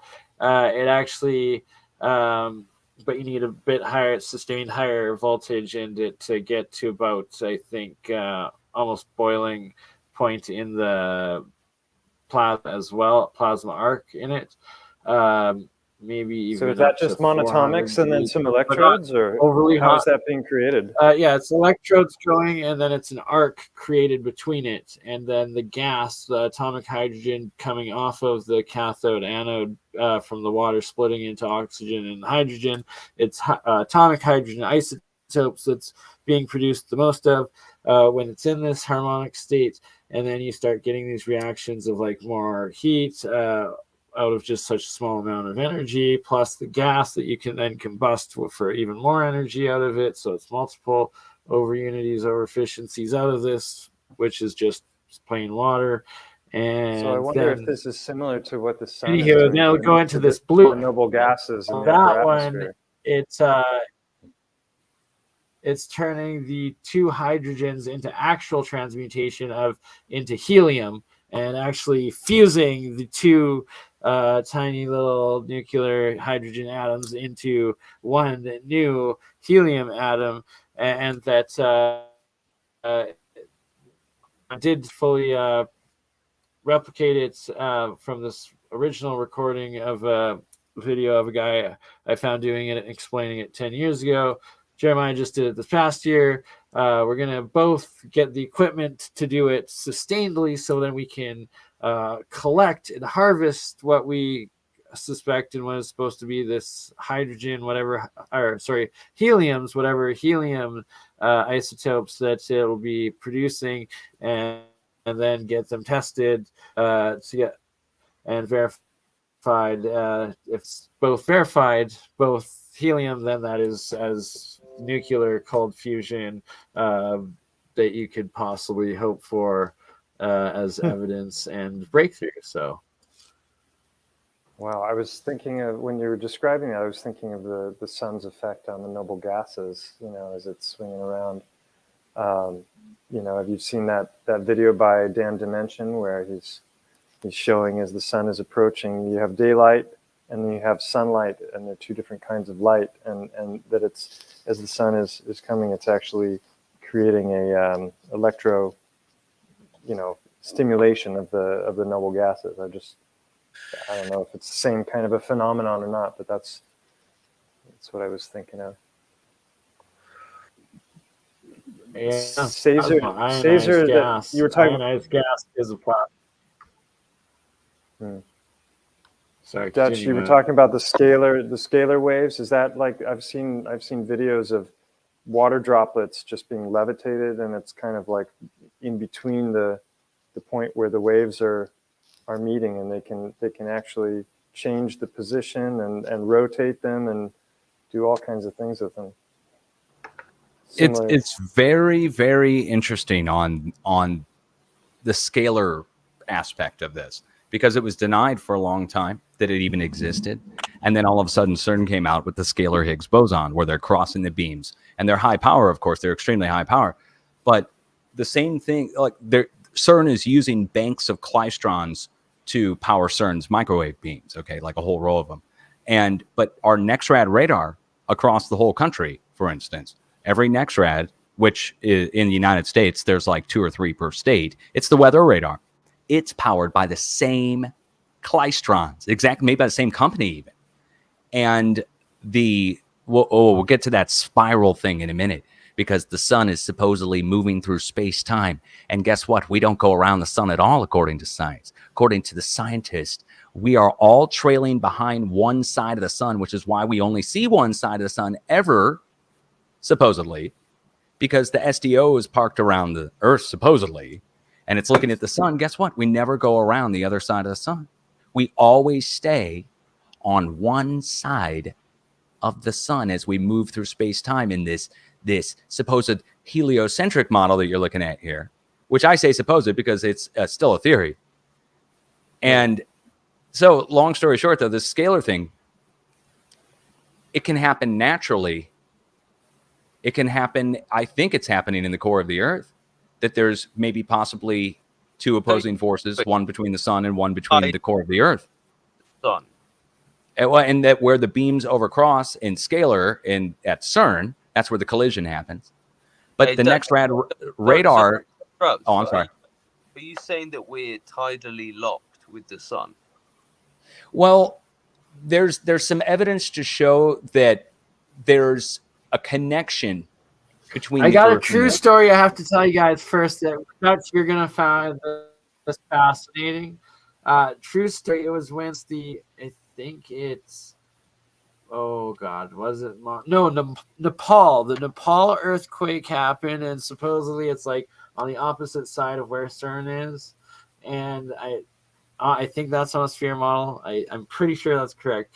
And at the time that this happened, Nassim Haramein was in Calgary and doing a lecture at the University of Calgary. And I went and talked to him there, and we discussed this. And he was super stoked that I was actually also aware of this fact. And that he says that it has to do with pretty much exactly what you've been talking about, and monitoring and The CERN thing, the CERN together. antipode, the It's pretty opposite crazy. side of the planet. Now here's the weird thing about the Nepal quake and how CERN ties in with the Nepal quake and the Japan mega quake and several other large earthquakes.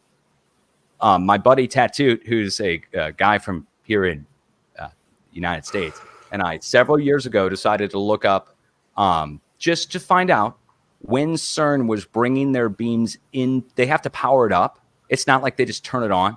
They bring the beams into what's called alignment first, where they collide the particles. But first, what they do is they do several what are called beam dumps. So they take all the microwave power, which they're telling us it's like more than trillions. It's picowatts or something, picovolts. They take it and they dump it into a room down in the basement of CERN, really, and it's filled with concrete blocks that catch the microwave, and then it converts, Mother Nature converts it into DC energy that goes down to the core of the Earth. Anyway, that every single large earthquake we've had for the last since CERN is built, they've been bringing the beams into alignment and doing beam drops. And then the day after the big earthquake hits, they have a problem at CERN that causes a shutdown. And the last one they blamed on, well, a huge earthquake hit. The one after Nepal, they shut down CERN the next day and blamed it on a weasel. They said a weasel got into the power supply of CERN. As if CERN has some kind of freaking computer power supply that you're sitting there like that a weasel could get into and it would short out or something. CERN's like, it's massive. You have to understand that thing's miles and miles wide. It's got banks of klystrons. You have to ride a scooter along. It was a weasel. Oh, no. Yeah, the weasel, buddy. Yeah, the buddy. And they blamed it on the weasel. And meanwhile, it was like the third time that a huge, massive earthquake. Now, the antipode for CERN, the opposite side of the planet, is just north of New Zealand.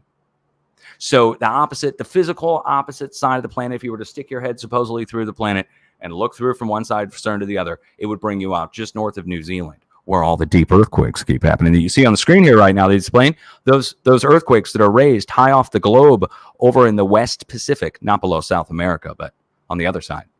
All those deep earthquakes there are down below the pinnacle tip of what is a giant star fort that makes up all of Australia. And I'll stake my whole professional, I'm not a professional, but I'll stake my whole YouTube channel career on this.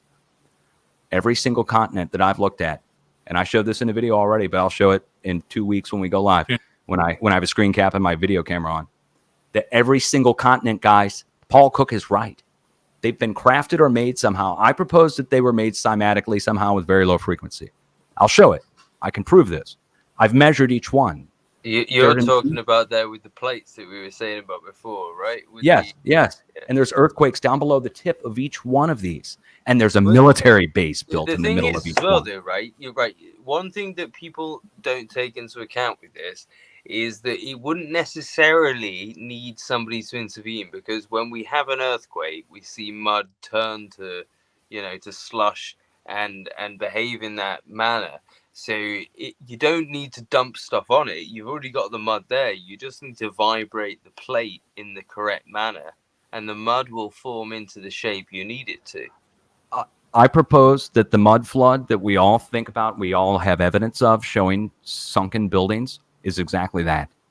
Sunken buildings that where mud came. If you guys watch the videos of liquefaction in Japan in 2011 from the megaquake, you will see an apartment complex video that pops up of an apartment complex where mud is rising up around a whole base of it.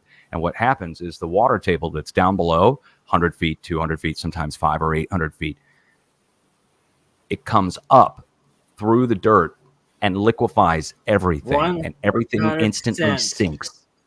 Or it comes up really. So liquefaction, you're saying? VLF, very low frequency vibration. You know what? Right. Right, like it makes sense to San Andreas.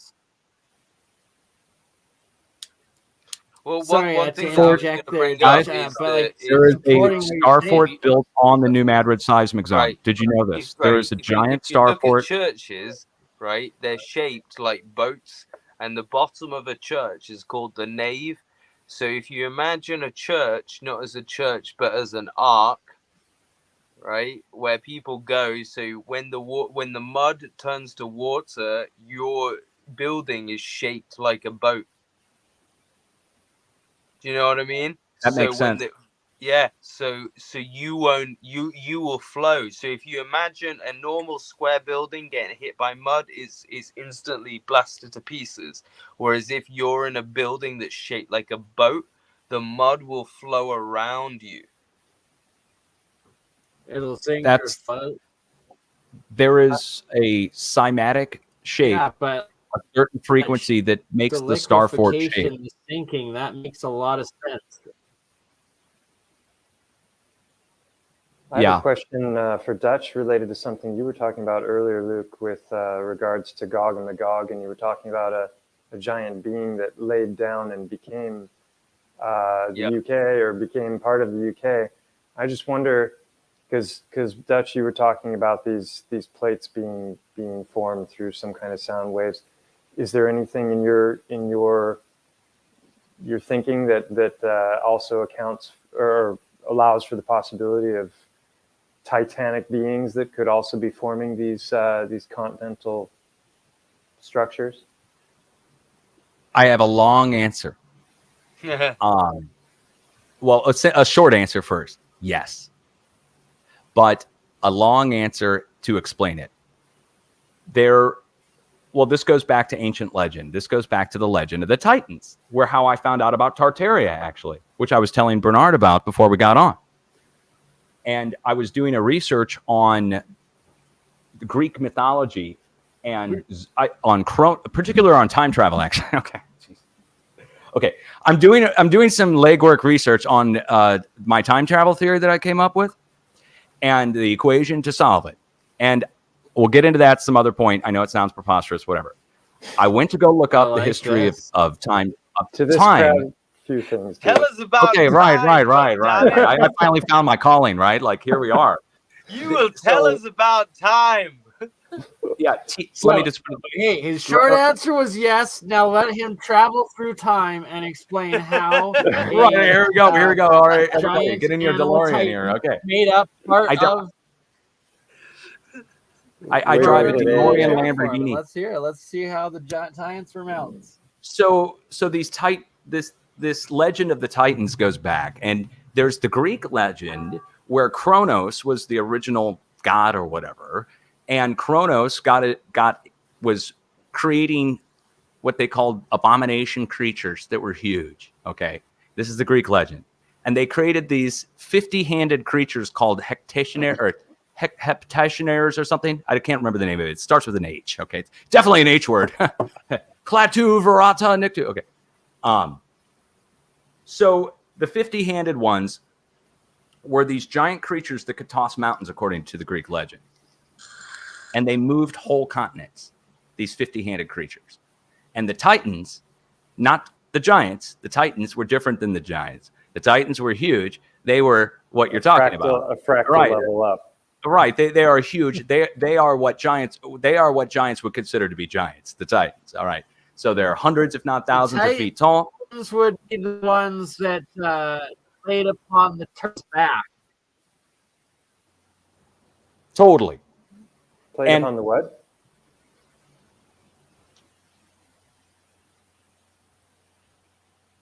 I missed the last part of what you ranges. Said. Well, in the have Greek you guys myth, you've seen got the work the of myth. Michael Tellinger, the guy that thinks that he's found like hearts belonging to giants that have been, fossilized? Well, the giants, according to Greek legend, got tossed down by Zeus. Zeus, using electricity, came in and defeated the Titans and the Hectitionaires, which were tossing mountains, and tossed them down to a place called Tartarus. Yeah, Tartarus. Yeah. Well, this is the thing, right? Right. When you say about giants, sorry to interrupt, but we know that, like you say, Gog Magog from Britain was called Gog Magog. We know that there is a Gog and a Magog in northeast Siberia, where Tartaria was. You're telling me that the giants were cast into Tartarus. The giants were cast into Tartaria. Correct. Yeah. Totally. I mean, that's exactly what it is. They weren't tossed down below hell. Hell, according to the Greek legend, that Tartarus is what they call it. Tartarus was as far below hell as heaven is above earth. That's what their description of it was. Now, they considered hell to be an outlier area where they would toss all the dead bodies on the edge of the civilization. So they would take all the dead bodies and stuff, toss them, a lot of them, over on the edge, and they'd build all their stuff over on the edge of whatever they considered to be the edge of their civilization, right? So if you're going to go beyond hell, you're going to go beyond the edge of where you're normally burying everybody. That's where they toss them, right? And so anyway, that's where it came in on this Titan thing, where I came in on it. And then I'm just going to say it, Paul Cook is right. And what I'm finding is that the plates themselves have been crafted cymatically somehow or built. And if they were built, then they were built by huge creatures that were thousands of feet tall, because they had to be able to wade through the ocean, or if there was no ocean here. Now, I found something that you're going to be mind blown about, Stellium. I found that there is a spacing measuring earthquakes. This is how I found this. Starting at Easter Island at Rapa Nui, where the giant heads are, going from Easter Island to the west, every island is 1,400 miles spaced apart perfectly. I measured it live on my stream to show all my viewers. I couldn't believe it.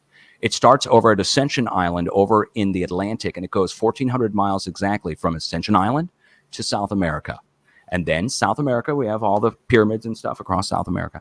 And then picking up at Easter Island, 1,400 miles exactly, all the way over to the Micronesia star fort that we were talking about. And Micronesia is a giant star fort. And they're 1,400 miles spaced apart perfectly. It cannot be natural. There's no way. You know what, right? It's This is one of the things that right? I've been going over. Like we talked about it before the stream, obviously, about certain people that were attacking us, attacking you guys in the sense of what Star Force were for. And it doesn't make sense. So you guys weren't here, for everyone watching, but we were talking about how a certain person described how when infantry are coming against these star forts, certain angles provide these angles you didn't have before. But you will literally see on Wikipedia or whatever you search on that bastion forts, star forts were created in a response to cannons, not infantry. It was never about infantry. And here's the stupidest point about this. They never bring in. They go, oh, look at this angle. These things were surrounded by water. People with guns couldn't go jumping into water. They'd have to be wading above. They get shot before they even got to the wall. Right? So this idea that these angles were necessary when you're surrounded by a lake is nonsense. It really is, because you've already got a lake in front of you. So the point being, you would sit on the outside of the lake with your cannons and you'd shoot at the walls. You would not jump into the water like, let's go get them, lads, because that's going to get you shot. So it doesn't matter about the angles, because there's a fucking lake in front of you. Boom. I fully agree, and there's so much more, and it's not just like a lake. It's like there's the lake, and then there's the maze of actual leveled what is the word, canals connecting from it, and it seems like the water is like underground aquifer pumped in, so it would have had to be terraformed from the beginning, from like exactly how the Nazca are from the, and all these actual ancient ones that actually are, and it's once again, and as well, right? You've got to remember, right? You've got to remember that when castles were originally built, it was the point was that the king lived in the castle. He didn't live in the city and go to the castle. He lived in the castle. So this is where people get a mistake. Imagine you've got a big city. We just make up a city, San Francisco, and you've got one fort in San Francisco. What's the objective of the fort? It's to defend San Francisco. So if you moved all your soldiers into this tiny fort and said, we're defending San Francisco, all the enemy can just move into San Francisco and aim their guns at the door to the fort and say, wait till you run out of food. We can debunk the cannon claim. We can fully debunk it. AKA a siege. No, literally, because this is the point, right? If you can defend a tiny point, and they go, "Oh, look how you can't get into this tiny fort." Okay, you sit in your fort. I'll go sit in your city. This is my city now. When you want to come out the fort, we'll shoot you to death. I just posted a video in our personal chat here. You guys are welcome to go check it out. And we'll show it when we do our live in a couple of weeks. Right now, brother. At 38 minutes into that video, I show, and I've talked about this before, we can debunk the cannon claim and the Bastion Fort claim. These star forts that I'm finding are 300 miles long, guys. Exactly 300. And they're huge. One on the left. Oh, yeah. You might hear my voice. You might need to. And on the right side, we line. If you, I don't know if you mute it or something. Back down here. 300-mile-long star forts. That's a record for me. And I know I've got up one here of in my the best pinnacle tip, we buddies don't have a snapped military more than anybody. Facebook data center. I think it's playing the audio from my video, maybe, or something. The Facebook data center. In the middle of it. So, now why am I taking the time to show this to you? The earthquake is right between the two. The swarm outbreak, the outbreak that I'm showing you. It can't be changed. Look, we're getting too many of these outbreaks on the sides and the tips of these giant star fort shapes. And why? If you rewind it to 38 minutes, that's where I start showing it, and the first one is the most unmistakable one. It's got Area 51 on one side, and it's got 29 palms military. Yeah, there you go. Thank you. But anyway, this 300-mile long star fort thing, it's indisputable that it's there. I've measured it, and they've built a military base in the middle pinnacle tip of each one of them, guys. Each one of them. There's 3 of them. There's a military base in the middle pinnacle tip, and they're storing nuclear at each one. Now, Facebook has built its data center in the right-hand one over in Washington on the right-hand side. But the one on the left-hand side, I trace my mouse out around it and so forth, right at about, I want to say there it is. There it is. Okay. It's on the screen right now. It's an unmistakable 300-mile long star fort shape. Do you see it? You guys see this thing? Do you see what I'm talking about? I trace it out with my mouth. That's just defense, bro. That's just the defense. It's a military fortress. 100%. Stop asking questions. Now, this is all of Nevada and California. That's the San Andreas that it points to. 300 miles for finding them. No. That's just military, bro. Stop asking questions. Yeah, it's not major faults you're finding. Yeah, the pinnacle tip of that one points to the very tip of the San Andreas. And that's also where Vandenberg Air Force Base and we're doing our launches from. Now, the one I've got my mouse over now, I zoom in on the pinnacle tip, and there's Facebook Data Center built in the pinnacle tip of it. Oh, no, you must be mistaken, man. This is just for defense. Each one worldwide on the back right-hand side has a giant crater. Giant. You see the giant crater on the one over on the right-hand side, defense, right? Defense, bro. Just military Each defense. one has a crater on the back side worldwide that I'm looking at. So the ones I'm finding that are 300 miles long, there's one up in Alaska. Guess what's in the middle of it? A U.S. Air Force Base. In the exact middle, right at the eye of it. The military has to know. Just defense, bro. And Facebook, Zucky has to know, or his architect has to know. Look, wait. This was just to stop cannon fire, all right? Stop with your conspiracy theories. This is right. Cannons, cannons. The cannon's the size of Manhattan. Exactly, bro. Right. Cannons can come from any direction. You need to be ready with a star fort the size of the world. No, but this is the thing, right? If you go to starforts.com, which is one of the series I'm doing at the moment, where we go through just that main one, because I'm not an expert on this stuff. I'm going through it as much as anybody else. And as you go through it, you can see how they stood here and they shot here. But usually what you find with even the smallest structures is there's more to the structure buried.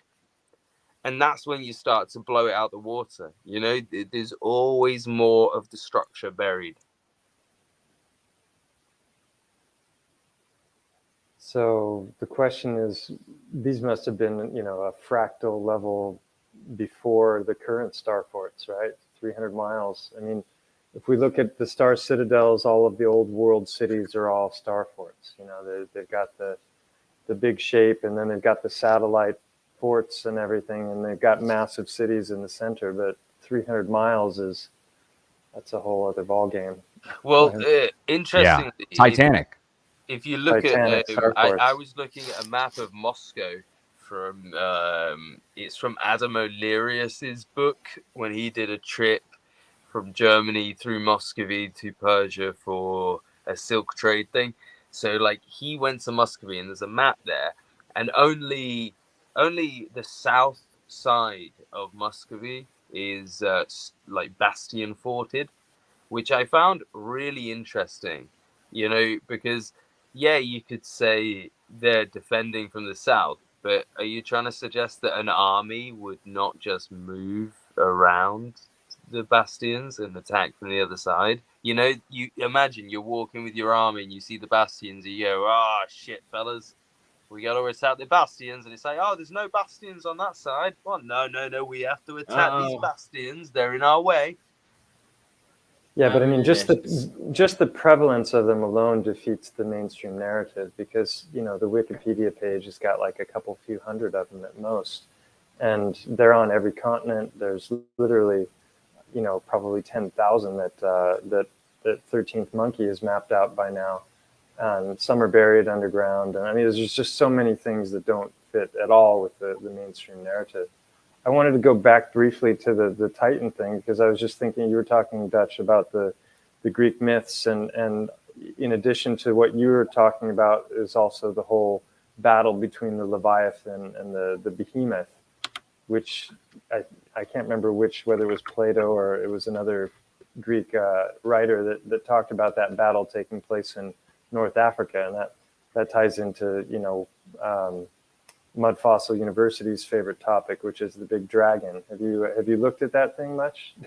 Well, sorry to interject, but one thing I was going to say: have you ever read Fomenko's work that attributes Plato to being Plethos from the 14th century? No, well, I will send you that book, like just to read into. Basically, he goes into how Plato had, Aristotle as his teacher, who he disagreed with. There was these two different methods of viewing the world. Well, Plato had exactly the same theories, and it's basically like a carbon copy of this character through history. So I'll send you that book to read through, because it does throw up the notion that these events have happened like a lot more recent than we think. Right. And then there's Fomenko talks about the 1,000 years that's been interjected into historical timeline. It's more than 1,000 years. It's a mixture. So one of them is 80 and 100 years, another one is 500 odd years, and another is 333 years. So they've applied different ages in different places. So it's not one conglomerate. You can add 1,000 years to any date. It's a multitude of different changes that have been applied to different sections of history. But if you look at Canaanite or Canaanite religion, they view the Leviathan and the Behemoth working together to create life.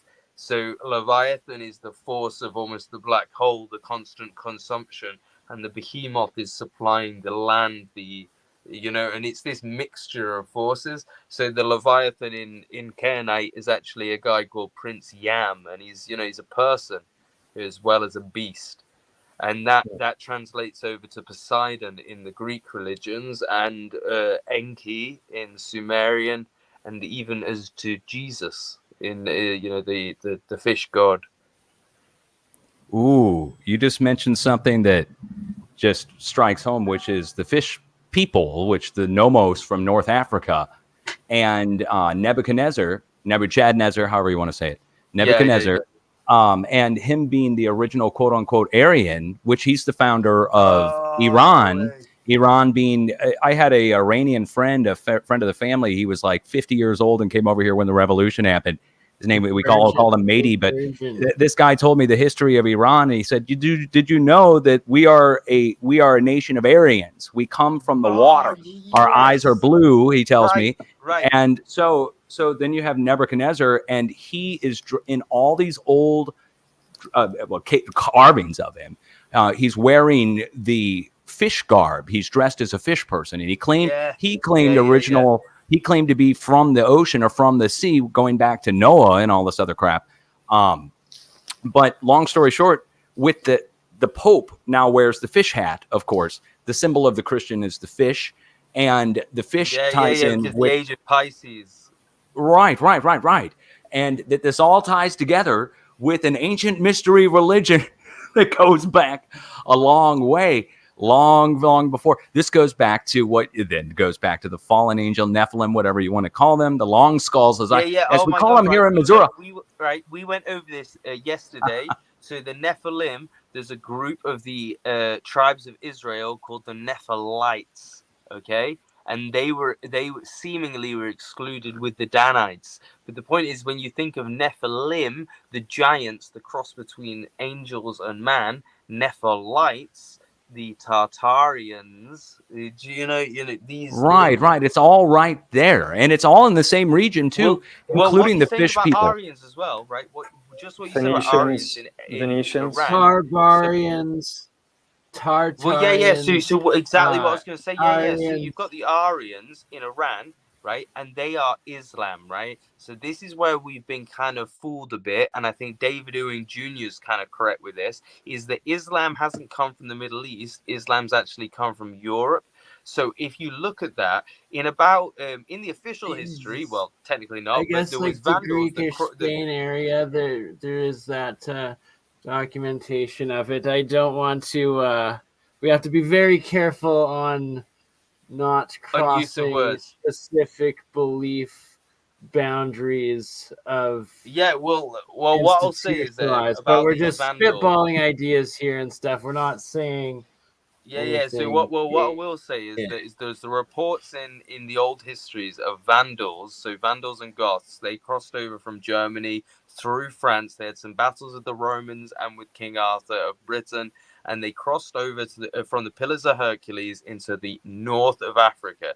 So we know that the Roman Empire used to control the north of Africa, and that would have been included in the religions of the Roman Empire. So when the Roman Empire fell in about 400 AD, they lost control of the north of Africa. So now, these Vandals...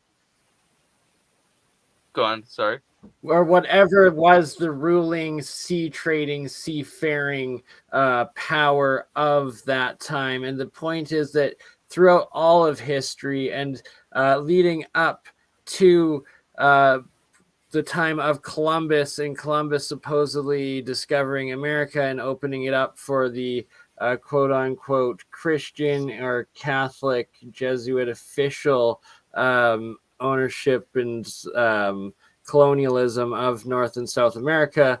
Before that, it was Templars that were over here doing the trade, but secretly, but also established there as one group minority, but seafaring economy, as well as every other group, whether it was the Tartarian Chinese, because the Chinese direct area was the Chinese Tartar, the inner walls of the Forbidden City in Beijing, Peking. At the time, the Beijing was called Peking, and the sacred city, it was the walls of Tartar.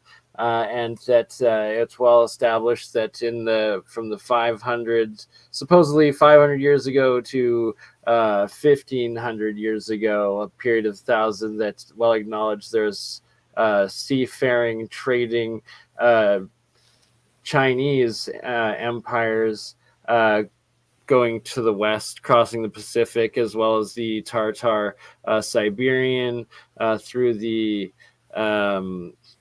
oh my god, why can't it right here?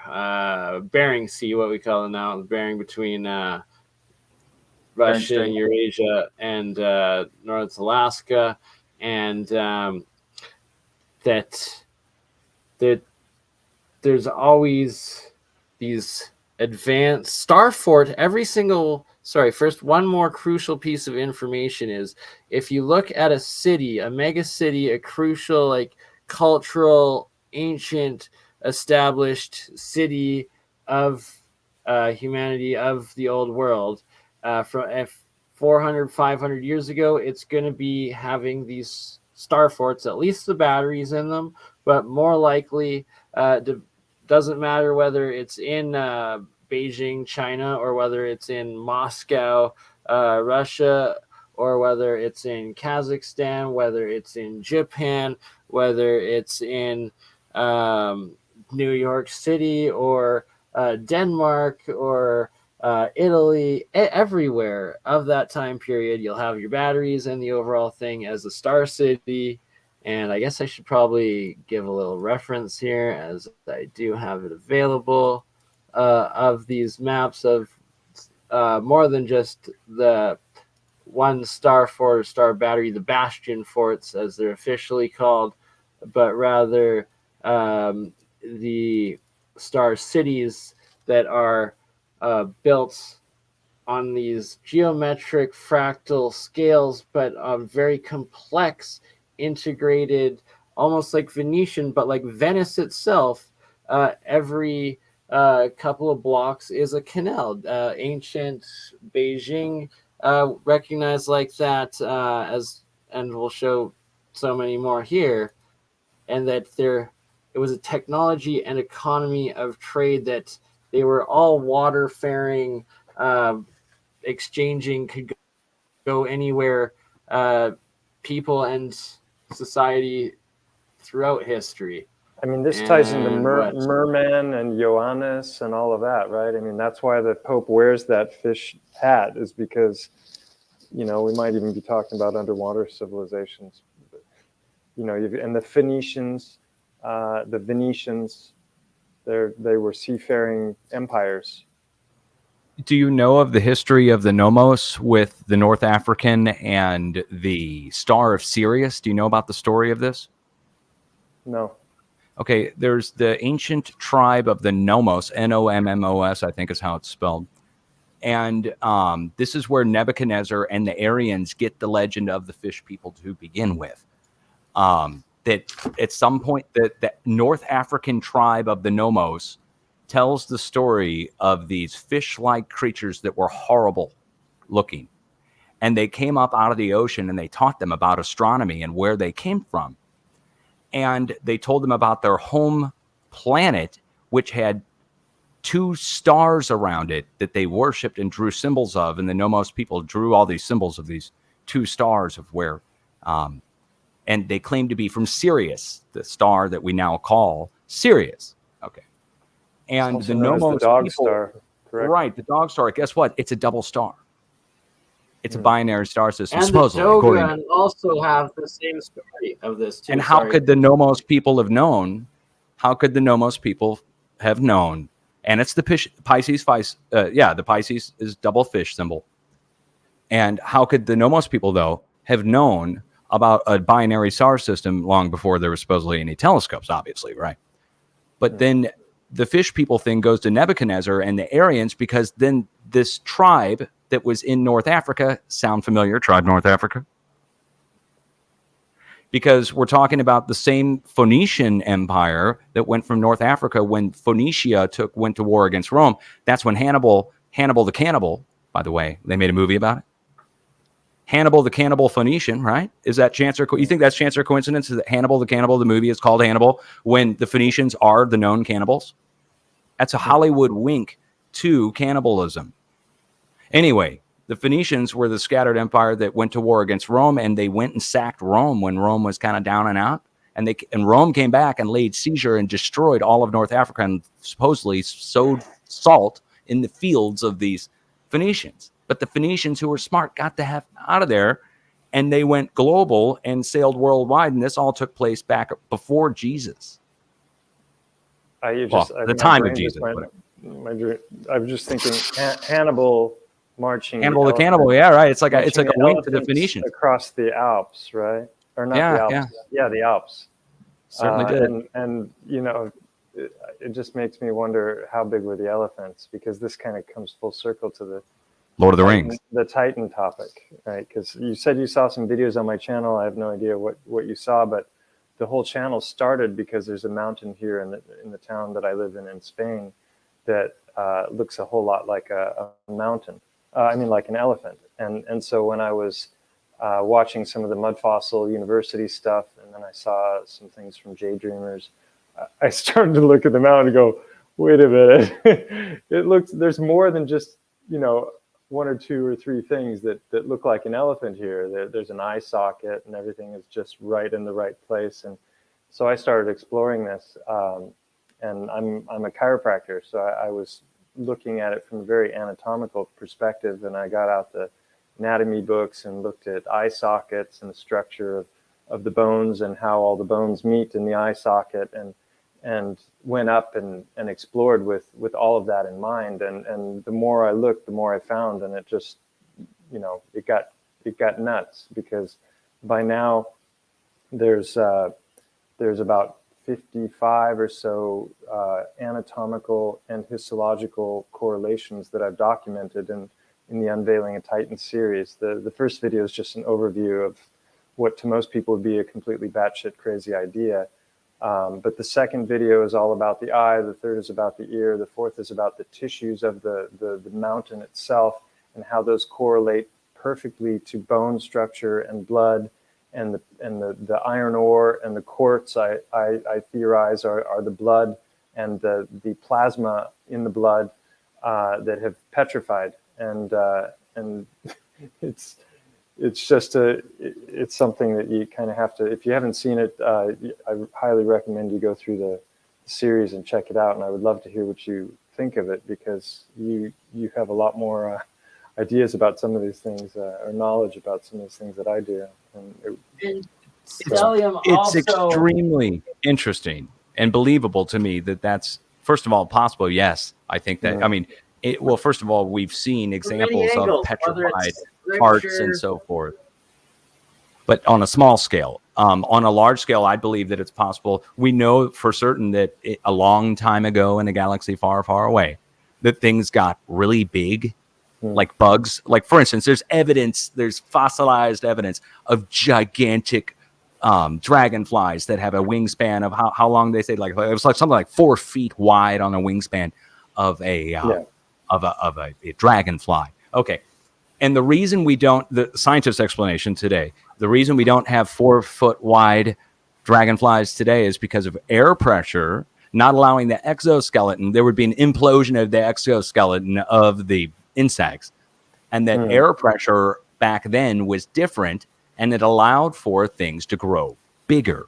Okay, that's what the explanation is for the big trees and the big bugs. Period.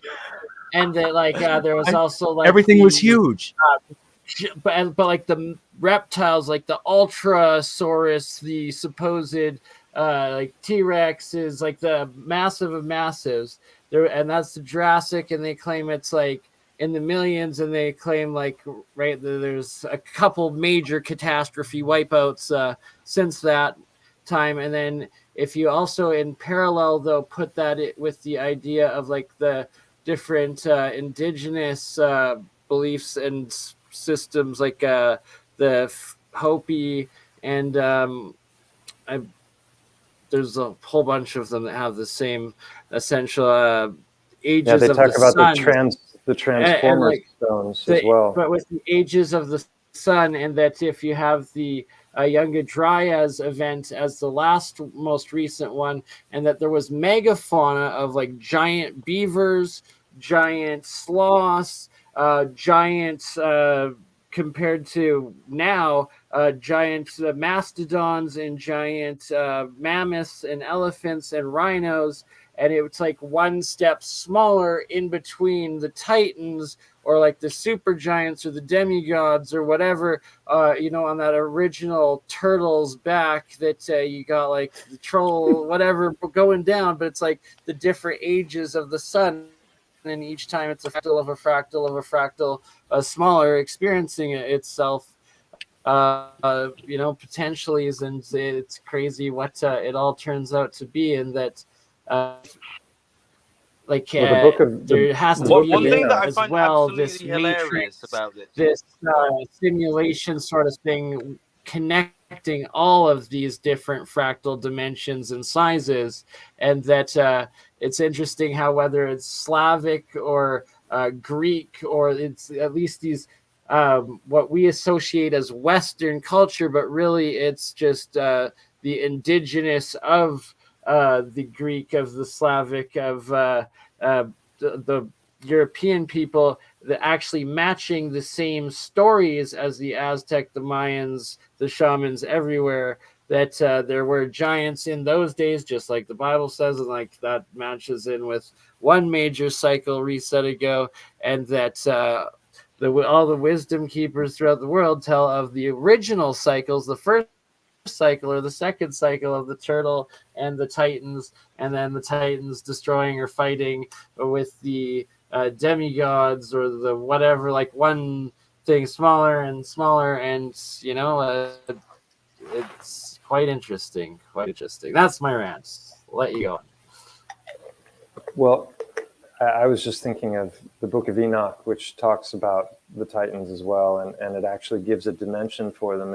It describes them as being 3,000 ells, which equates to roughly a mile tall. And so that's right in alignment with the mountain here that I examined. It's 753 meters in height, but if you look at it, it's the elephant is lying down on its stomach, so it's not standing.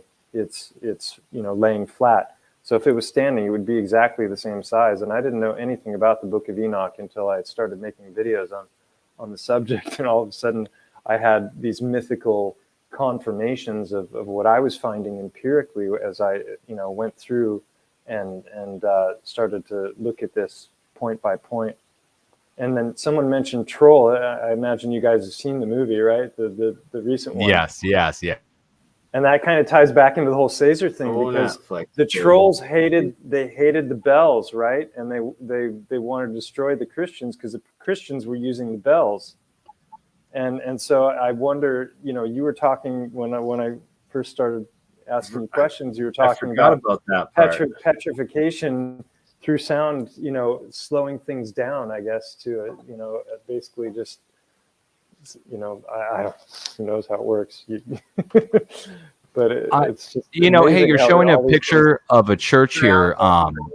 There's just something really interesting that happened with Dutch, with I the Notre. desperately want your opinion on this. And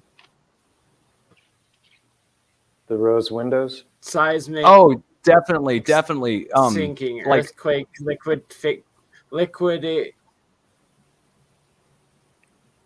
liquefaction on that. Yeah, this is a perfect example right here of what everybody is talking about, that they're all over the world. When you're finding structures like this and you've got an entrance below an entrance below an entrance, and it's 3 or 4 layers tall, but there's no evidence of a previous civilization there before. Obviously there's evidence of a previous civilization there before that's been covered up, and new entrances have been built higher up. Now, I would think that maybe if the Earth goes into some kind of vibratory thing, I don't know what you would call it, a very low frequency, ultra low frequency vibration, just like a large earthquake, but bigger, that it would cause the water table to come up and mix with the current clays and so forth and come through the limestone. And as you know, as Paul Cook has shown with the geopolymer, when you pass water through limestone and then it goes into a clay, guess what?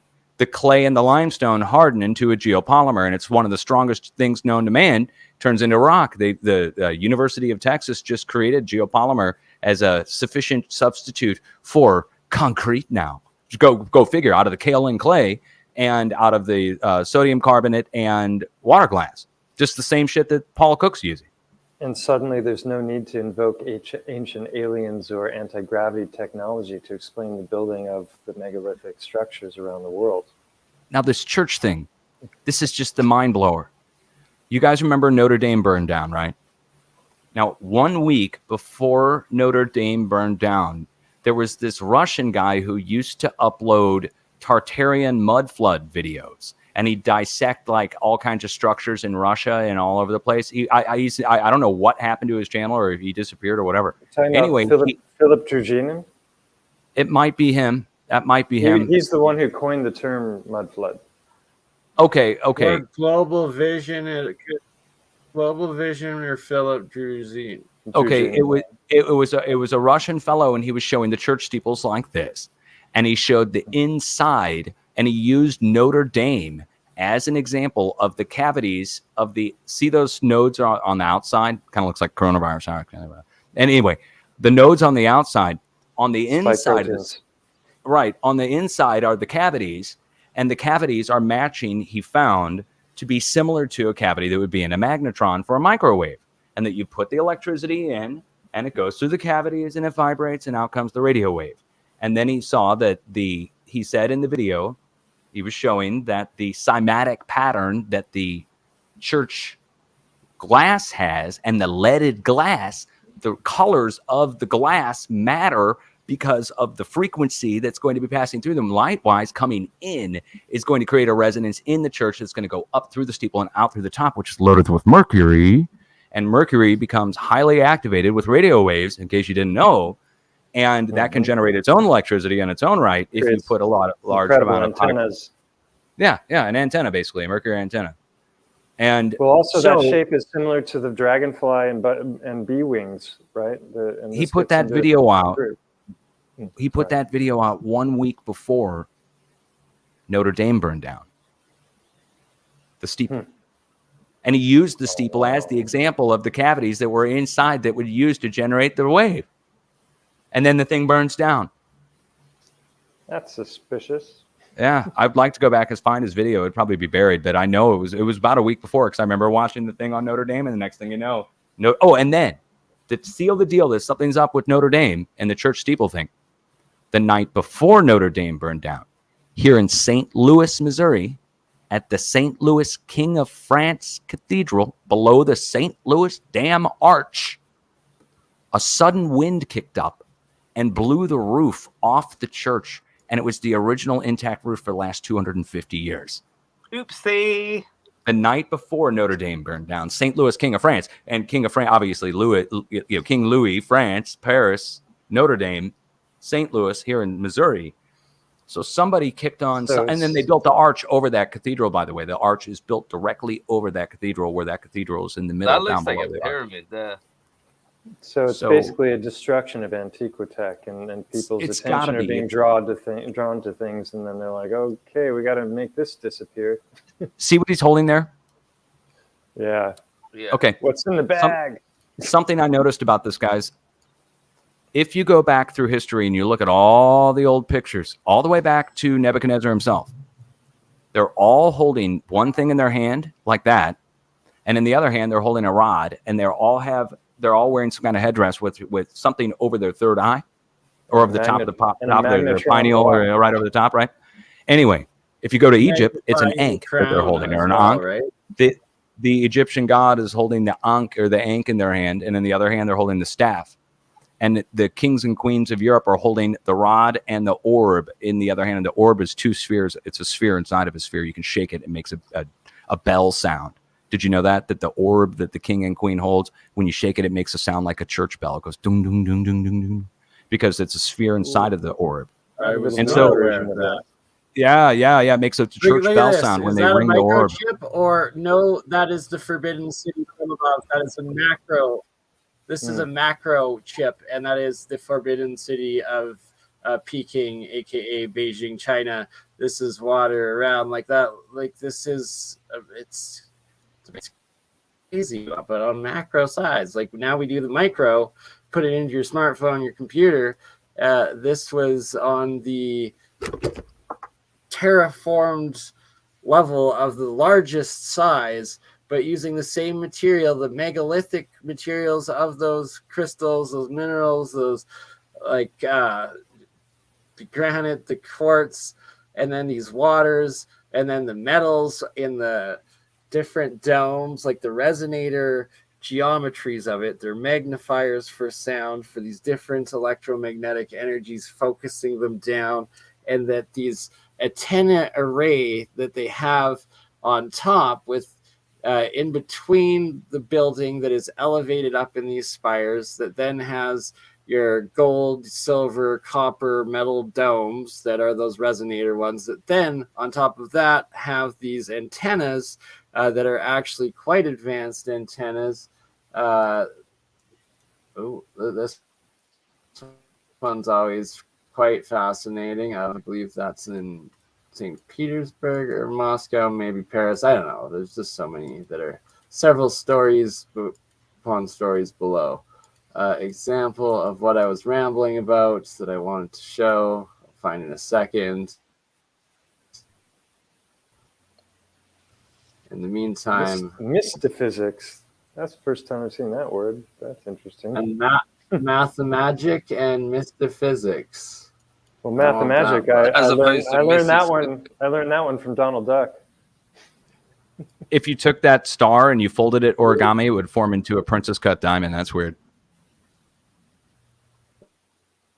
And like, look at these royal crowns or headpieces where this was all gold and then crystals. Crystals can be used and are used as what the heck is it, like in amplifiers. Radios and amplifiers. Thank you. And like so much more. The piezoelectric effect. And, you got it. And then that you have these layered levels of these toroid connectors, the dielectric, and then the insulators and the alternating levels of them. These are like essentially super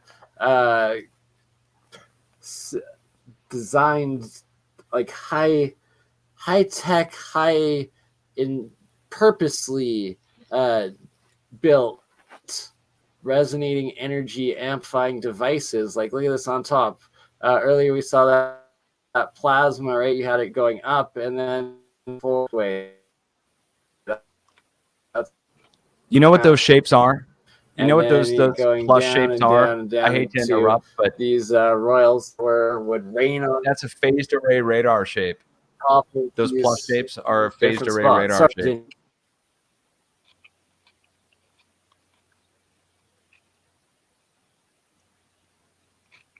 Say that again, Dutch. Yeah. Oh, I was just saying I hated to interrupt because it totally fits in with everything he's saying. Those plus shapes right there, three-dimensionally, you'll see those same things on what's called an AMISR, an Advanced Modular Incoherent Scatter Radar. If you search it, you'll find the same damn shape. And it's a plus shape that's also used on the top of a HARP antenna. Think of the HARP. Think of HARP with its big antenna with the big plus coming off the top of it. It's a multi-directional. It covers 180 degrees all around you. It's like, yeah, that is frequency transmission, guys. Well, I was thinking of Viktor Grebennikov, and his work. Like he was doing these levitation, and apparently using beetles' wings. And if you look at them under a microscope, they're similar to dragonfly and bees. And they're these little cone shapes, and that ties into the guy with the coral castle that was levitating stuff. And people who kind of saw him doing things, they said they saw him with these cone shapes in his hands. So this is some kind of a concentration of energy that allows you to manipulate our physical reality in ways we're taught are impossible. Yeah, they always got the ankh in one hand and the rod in the other. What do those represent? Oh, Stellium, what do you think of this one? Oh, yeah. Is this legit or is this bunk? I don't know. I've seen pictures, actual like higher quality photographs of it. Oregon, it looks like people have placed rocks so that it has teeth and I don't know. It's so hard to say. And this is the thing that's so frustrating with the whole Titan research is that there's nobody doing Titan research. Like I'm the only one that's ever done a forensic analysis of a Titan. Hey, and actually, Bernie. I'm sorry to interrupt, Stellium. You two, we gotta bring you two together. Tellinger has done something similar. What has he done? I mean, I know he's done great work. I love Michael Tellinger. I just don't. He's got I'm pretty sure like he spent the last couple of years in South Africa dedicated to opening up like how do you describe it again? Well, geology. I think he calls it a mud fossil museum because I'm going with your thinks, definition of it. I know. I was trying to go with Yeah, your I call- definition because oh, I I like call- it because it's more scientific. I coined the term biogeology because I feel that mud fossils Yes, is so- disingenuous because and it doesn't. There's so many other phenomenon that it can't explain that particular theory. So I think mud fossils is a thing that's part of the larger umbrella that I would call biogeology, which is that much of our But it's just one mountainscapes and much of our rocks are originally biological in nature, and that mud fossils is a part of it. Instant petrification is another part of it, you know, and Titans as well, and all that sort of thing. You know, 2 pictures ago, I'd agree Bernie with was that, just brother. showing We're working a like, gray, legit black and science white picture. Did you see that, Bernie? Two pictures ago, it was black and white picture. It was a had a phone pole in it. There's something that I've noticed. Everybody that has made videos showing these old photos, I have never seen them talk about. Maybe I've missed it, but it was 2 pictures back, and it was a black and white photo. Anyway, in that photo, there's a phone pole, and you can see that there's wires that are going, you know, between phone poles. But on many of these phone poles that are clearly, there's high definition picture of them, and you can see wire, and there it is. You can see, right? Okay, the nodes. Now, I'm so stoked you're bringing this up right now because I was thinking it when I saw. Yes, please go on about it. I believe this is mid 18 or 1850, 1880 in Russia area, so actual Tartar area. And now I'm going to shut up and please explain it. Okay, you can see there's wire below it, right? All of these huge fractal array going up above it with no... Right. Where are the wires coming off of it? Exactly. Yeah. Where are the wires coming off of it? There are no wires on it. And this is all over the world. I'm seeing these in New York, all over the place. And people have just like, it's just something you wouldn't really think to look at. It's something that you would just assume is there, but it isn't because there's wires that are clearly visible down below.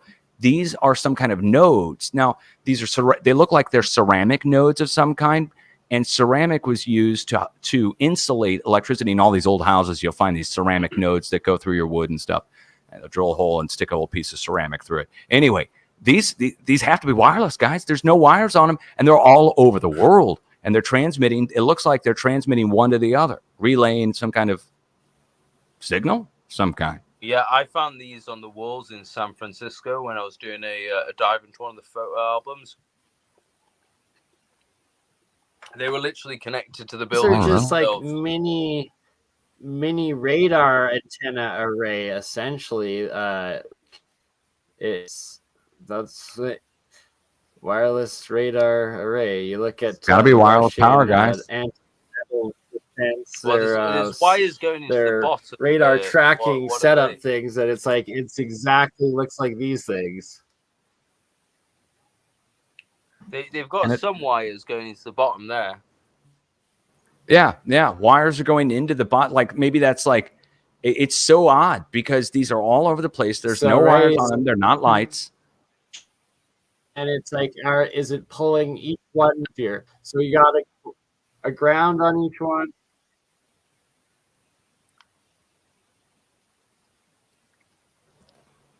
It's pointing to the church. Oops. Hear me? Am I muted? Yeah, so can you guys hear me now? Am I unmuted or muted? I hear you. Yeah, all good. Okay. So these top ones on every pole electricity off of the spires and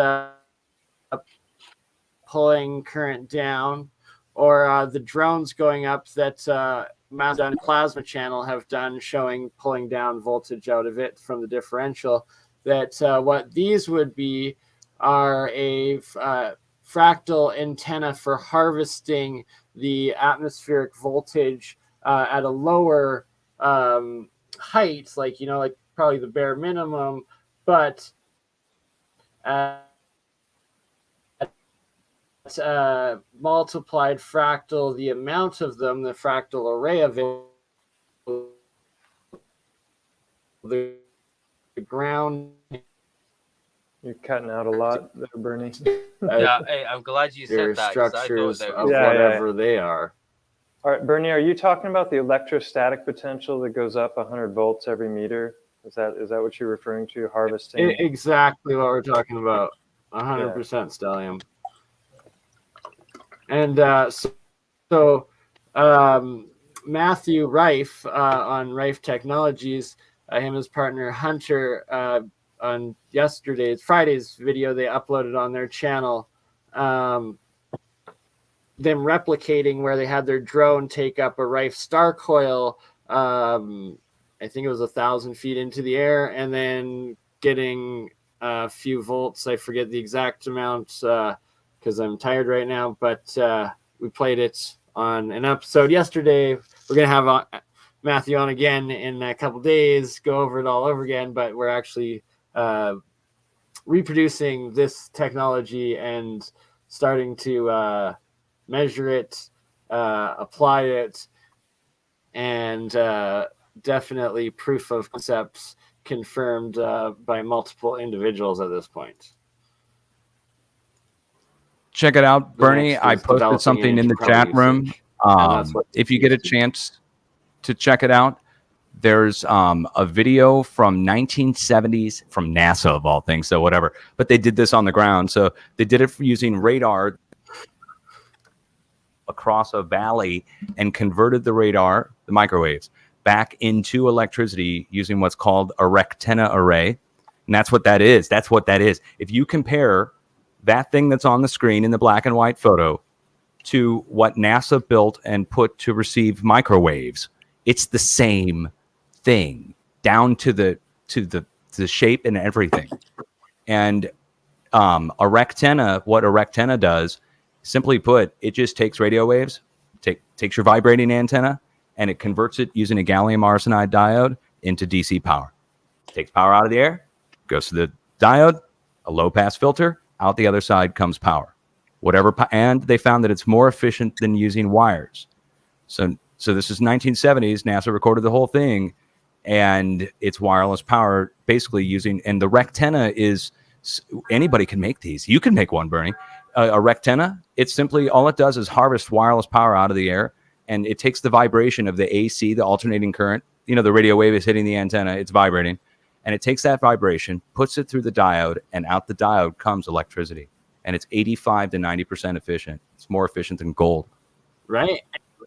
Yeah. You connect. It's crazy. Then you connect a microwave transformer into that, and you'll get I think 10x more usable, higher voltage stepped up on it, if not more. And then I think also if you then connect it in with these toroid coils running set up with your usage loads set up through this Joule Thief circuit connected off of your atmospheric antenna and your grounding line, you'll actually be able to get quite the multiplied X factor of from a point, a 1.0 volts to 10,000, probably maybe 10,000. Who knows? It's just, we're actually solving and combining these technologies, and it's going to be practical to all be using them pretty soon.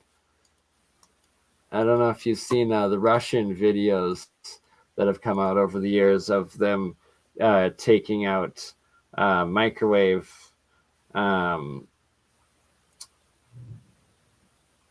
whatever the big block thing is. I just said the word a minute ago.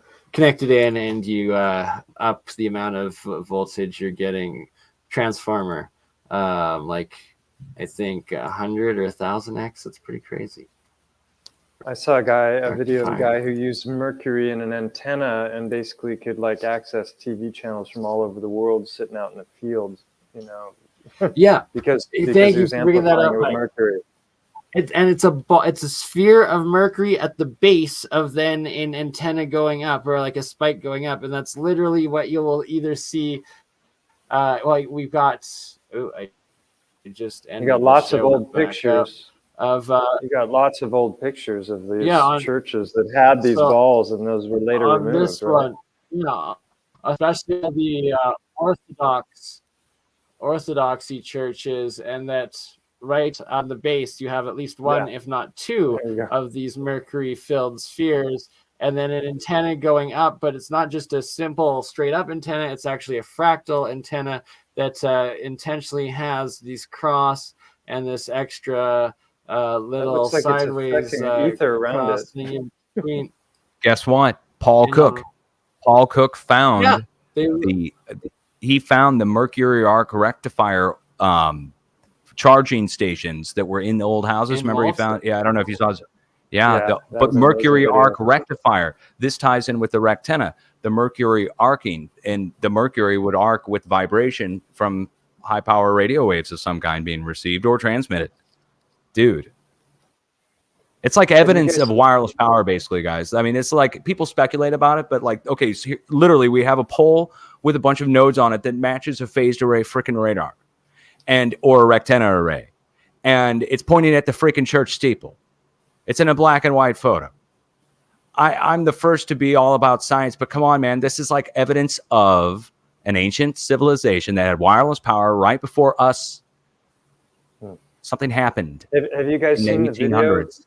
of it's like a Asian style like pagoda building, and it's got the antenna. I mean, it could be faked, it could be some kind of CGI, but it's got a very real look to it to me. I mean, it looks like it's harvesting energy straight out of the ether. It's like it's glowing, and it's making some kind of a sound. I can't remember what the sound was. But a plasma arc, and then like almost both sound plasma arc as well as like ball lightning plasma arc around it and around the top. And there's 3 or 4 legitimate videos now that I've seen posted and collecting, and then about 20 to 30 pictures of that sort of effect around these areas. So a couple of them on the Eiffel Tower in Paris, while they still had all of the other what looked like antiquitech harvesting it. And the more you see it, it's all that, just like you first showed or had me show of Mr. Fix-It Rick's plasma, and the big one going up, taking about like half of the charge connecting, and then like the 4 corners out of the middle. That seems to be the energy patterns for this. So they're showing the rectenna array on here. Would represent the received. Yeah, this is the NASA video, and they're using the 500,000 watt transmitter, but not all 500,000 watts. They're only using 35, and they beam it across the valley to the array, and that's just a bunch of little microwave antennas that are all connected to gallium arsenide diodes. And the antenna vibrates, goes down, vibrates the diode, out the other side of the diode. There he is, Dr. Dick Dickinson. Just call me Harry.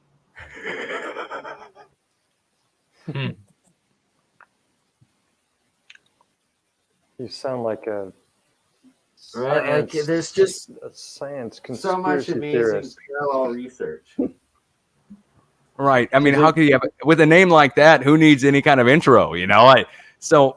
But this is proof that in the 1970s they were transmitting wireless power over a mile, and he says this serves as a possible use for wireless power going to space. I mean, there's just the fact that this got buried. Wireless, why wouldn't they beam this to every Tesla car? And you could use the cell phone towers that are already working on 2.45 gigahertz. Cell phone tower, 2.7 to 2.45 gigahertz. Because that's free, bro. That's free. Oh, yeah. Oh, yeah. There's no money in that. Can't charge for the fucking air, can you? Well, don't give them any ideas. Let's make an antenna that we put a little meter on, and we'll charge them for it. That was what they were doing when they got everyone to buy their own masks. They were charging for the air, but bad air. But did Dutch, have you seen that video that I'm talking about of the like Asian pagoda like building that's got the? Oh yeah. Oh, I've seen that. I've seen that. It's Okay. got the chanting. It's got the chanting. They're like going on, and then you see coming off the top of the spire, it's putting off what looks like plasma. The official explanation on that is that it was fake, CGI, la la la. But I personally, I mean, look, man. If it happened and it got caught on video, nobody would believe it, right? It would take a whole bunch of people to catch it on video live for everybody to believe it, including me, I guess. But I think it's possible that you could generate a plasma using a low frequency. I mean, that's what they do with, like, HAARP is using high frequency to shoot up into the upper ionosphere or atmosphere and strip electrons, just like scuffing your feet across the carpet. The radio waves are scuffing their feet across the atmosphere. And plasma builds up at a certain layer and it starts to glow like the northern lights. But then that plasma is miles wide and it starts to vibrate and it produces very low frequency. So using high frequency from HAARP, they're able to create a big bass drum up in the atmosphere that vibrates low frequency, and that creates glowing. So it stands to reason that if the process was reversed and you were creating using low frequency and putting it up to a very pinnacle point, this gets into earthquakes. This gets into what happens when you get to the very pinnacle point of something. Does it break or do the electrons strip off? And then this gets into what Bernie's doing, which is how do those monoatomic particles strip off that metal? Well, the electricity is scuffing its feet across the carpet of the metal, and it's stripping off little electrons, and it's pulling the monoatomic gold off and going in the water. And so I think it's possible that it could happen out of a big temple like that. It would be cool if that was real. Yeah, definitely. But it's possible, yeah. I think that's why Notre Dame burned down. And I think that's why the Church of the St. Louis Cathedral blew off. And I think that's why they built the arch over the cathedral. By the way, the guy who built the arch, Cyril White, guess what he was doing in World War II? The OSS specializing in weather modification. And then he comes and designs the arch for St. Louis. And it points to the west. And ever since then, tornadoes have not hit St. Louis directly.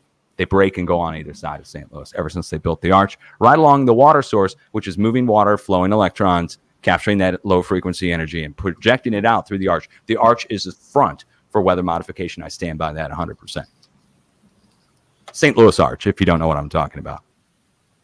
It's a giant 600-foot tall steel arch. Oh, I know exactly what you're talking about. And even more so, it's like you've discovered that the ionization and polarization of the clouds and these vortexes that then trigger these straight up tornadoes by all of these certain type of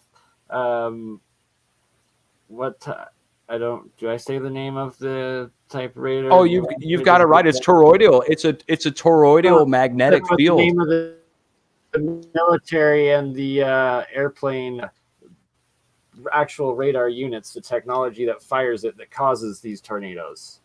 The NexRad. The NexRad radar. And now this ties in with the St. Louis Arch, for instance. We can use that as an example. By the way, on the other side of the river from the St. Louis Arch are the Cahokia Mounds, the famous biggest mounds in North America are directly across the river from the arch.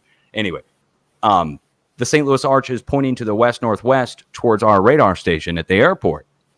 And the radar stations, NexRad radar stations, as well as Terminal Doppler Weather Radar, TDWR, are both powered by klystrons, that thing that I was talking about with CERN earlier. And these klystrons just take a little bit of electricity and zap it up to a lot. They take like 500 watts worth of energy, and in the klystron, it's a tube actually. So we're talking tube technology here, 1920s tube technology. It zaps up the energy up to 750,000 watts and shoots it out of the antenna. And the microwave, high power microwave shooting out at 750,000 watts scuffs its feet across the carpet of the atmosphere. And that charge can build up if they pulse the radar. If they start shooting it like a laser at a very fine beam or a few hundred feet wide, or they pulse the whole radar at once and they do multiple radar stations. So they'll take, for example, St. Louis. They'll take the St. Louis radar station and the Kansas City radar station all the way across the state. and they'll pulse both of them. And where the electromagnetic toroidal forces of both radars overlap in central Missouri, storms form. And then they head to the nearest transmitter and hit it directly at the center. And then they zap the next station, and the storm moves and goes and hits the next station, to the next station, to the next station, to the next station. They're doing it all across the country, all 50 states. And it forms, when they pulse it, instead of the beam, when they do the big pulse, within 2 to 3 days at the most, severe weather forms, hail, tornado, damaging winds, and goes to the center of the transmitter and hits it. So many National Weather Service offices and airports have been hit directly, and they say they don't know why. It's weather control, and they don't care if the station gets taken out because they can rebuild it at a whim. And it's all about owning the weather by the year 2025, which was the Air Force's original plan from the 90s, 1993. They put out the famous owning the weather by the year 2025. And here we are. And they rolled out the radar. The NEXRAD radar got rolled out in 1988, almost the same month that Ronald Reagan left office, as part of the, well, they didn't say it at the time, but 1988 was the year they rolled out strategic missile defense.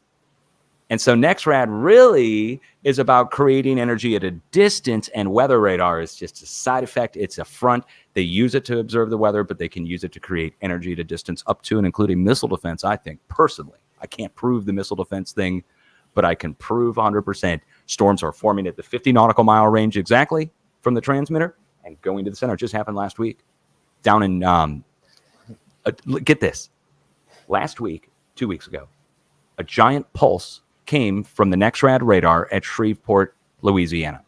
It showed up as a giant red and orange pulse. I made a video on it, put it out. I just showed it and said, watch this spot, Shreveport, Louisiana. Tornadoes should form here and go to the center of the transmitter and hit Shreveport. People came out and said, Dutch, there's already severe weather forecast for this area. They're talking about all of Louisiana. And I go, I don't know. Look, it just pulsed. Watch Shreveport. Tornado's going to form and hit Shreveport. That night, 12 hours later, guess what happened? A tornado formed at 50 nautical miles from the radar station. Exactly, 50. Poof, on the radar. Tornado suddenly forms. The National Weather Service issues a real tornado warning. So it's not like it's some kind of just rotation. There's actually a tornado on the ground, caused major damage. People died. Went right in and went right into the center of the transmitter. And then, as it passed the transmitter, they reversed polarity on the radar. We watched this all live on my stream. I was showing it live. They reverse polarity, and then boom, this thing just goes gone as soon as it passes the transmitter. And everybody said, well, all the deniers, there's always deniers. They're like, it's just chance. Now I have thousands of examples of this happening everywhere from Hawaii and Puerto Rico all the way to, Dover, Delaware, middle of the winter, Washington State up in the mountains, anywhere where there's an NEXRAD radar that pulses. The storms form within 50 nautical miles and form and go to the transmitter within 2 days. It's crazy. This is my most controversial discovery. It's got me the most shit. It's got me the most shut down. They called me, I got listed as a threat on the Department of Homeland Security website, DHS.gov. Dutchsince and his viewers are a threat. Might blow up the radar stations. They did it to me on 9/11 of 2011, the 10-year anniversary of 9/11. There's my name on their website. I contacted them, and I said, this needs to get taken down. They wouldn't remove it. Took me a month to get it off their website. It's weather wars, and you're revealing their secrets. That can't be fun for them. I stumbled on it by accident. It started with me seeing some pulses on the radar, and then storms forming in the winter and going. You destroy all of their lies and expose secrets that they don't even fully comprehend, but obviously leaves them with no clothing, sort of thing. And it's instead of embracing it and adapting it and helping all of humanity, instead they just turn on you, attack you, try to say it's lies, and try to cover it up as much as possible on every level. And it's absolutely ridiculous. Where you are real science, you've got a track record of putting your theories, your theses forward. You then show it, you document it, stream it live.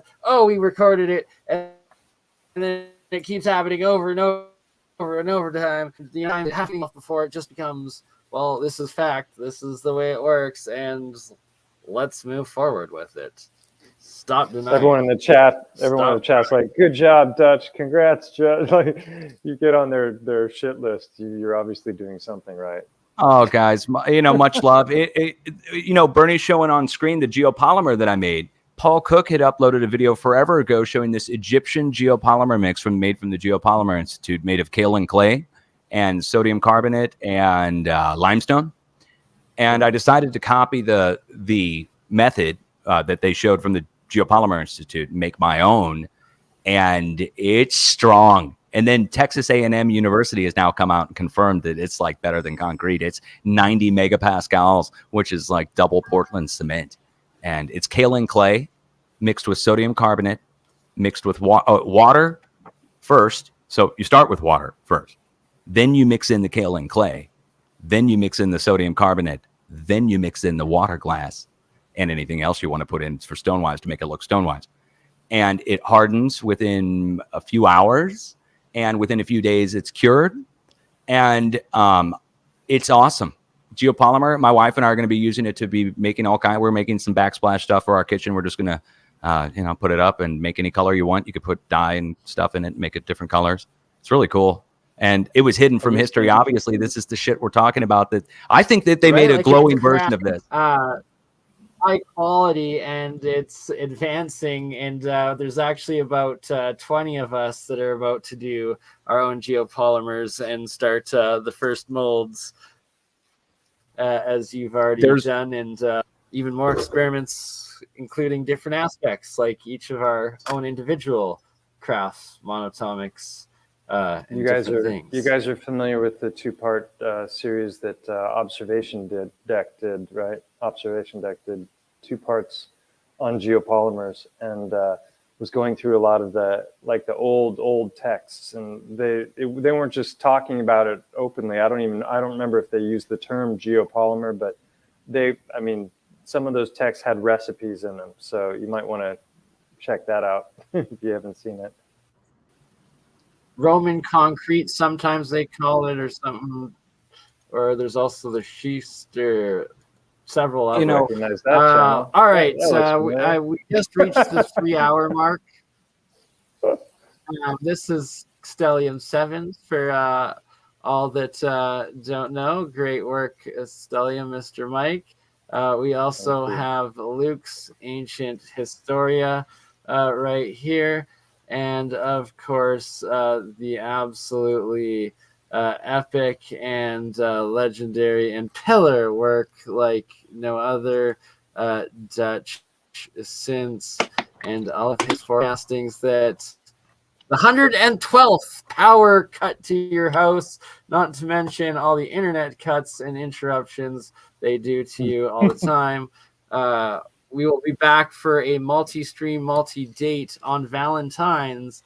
You've committed to us, and we will have the people's channels that we're live on right now, as well as Paul Cook and Alien Scientist. I think we'll also be joining in. Any last words, gentlemen? I've stolen 9 hours of your time. Good. Dutch, it's been a pleasure. We're going to be doing this again very soon. Mike, Luke, we will. Thanks for the invite. It was fun to jump in. Thank you very much, guys. It's an absolute pleasure as always. It's been great meeting all of you guys. All of you, I can't wait to talk to you. Valentine's Day. Much love, everybody. That'll be great. See you later, guys. All right. Thank you. What an epic 3-hour improv. We will catch everyone on the next one. See you soon. Love you all. Adios, have a blessed amigos. day. And where are we? There we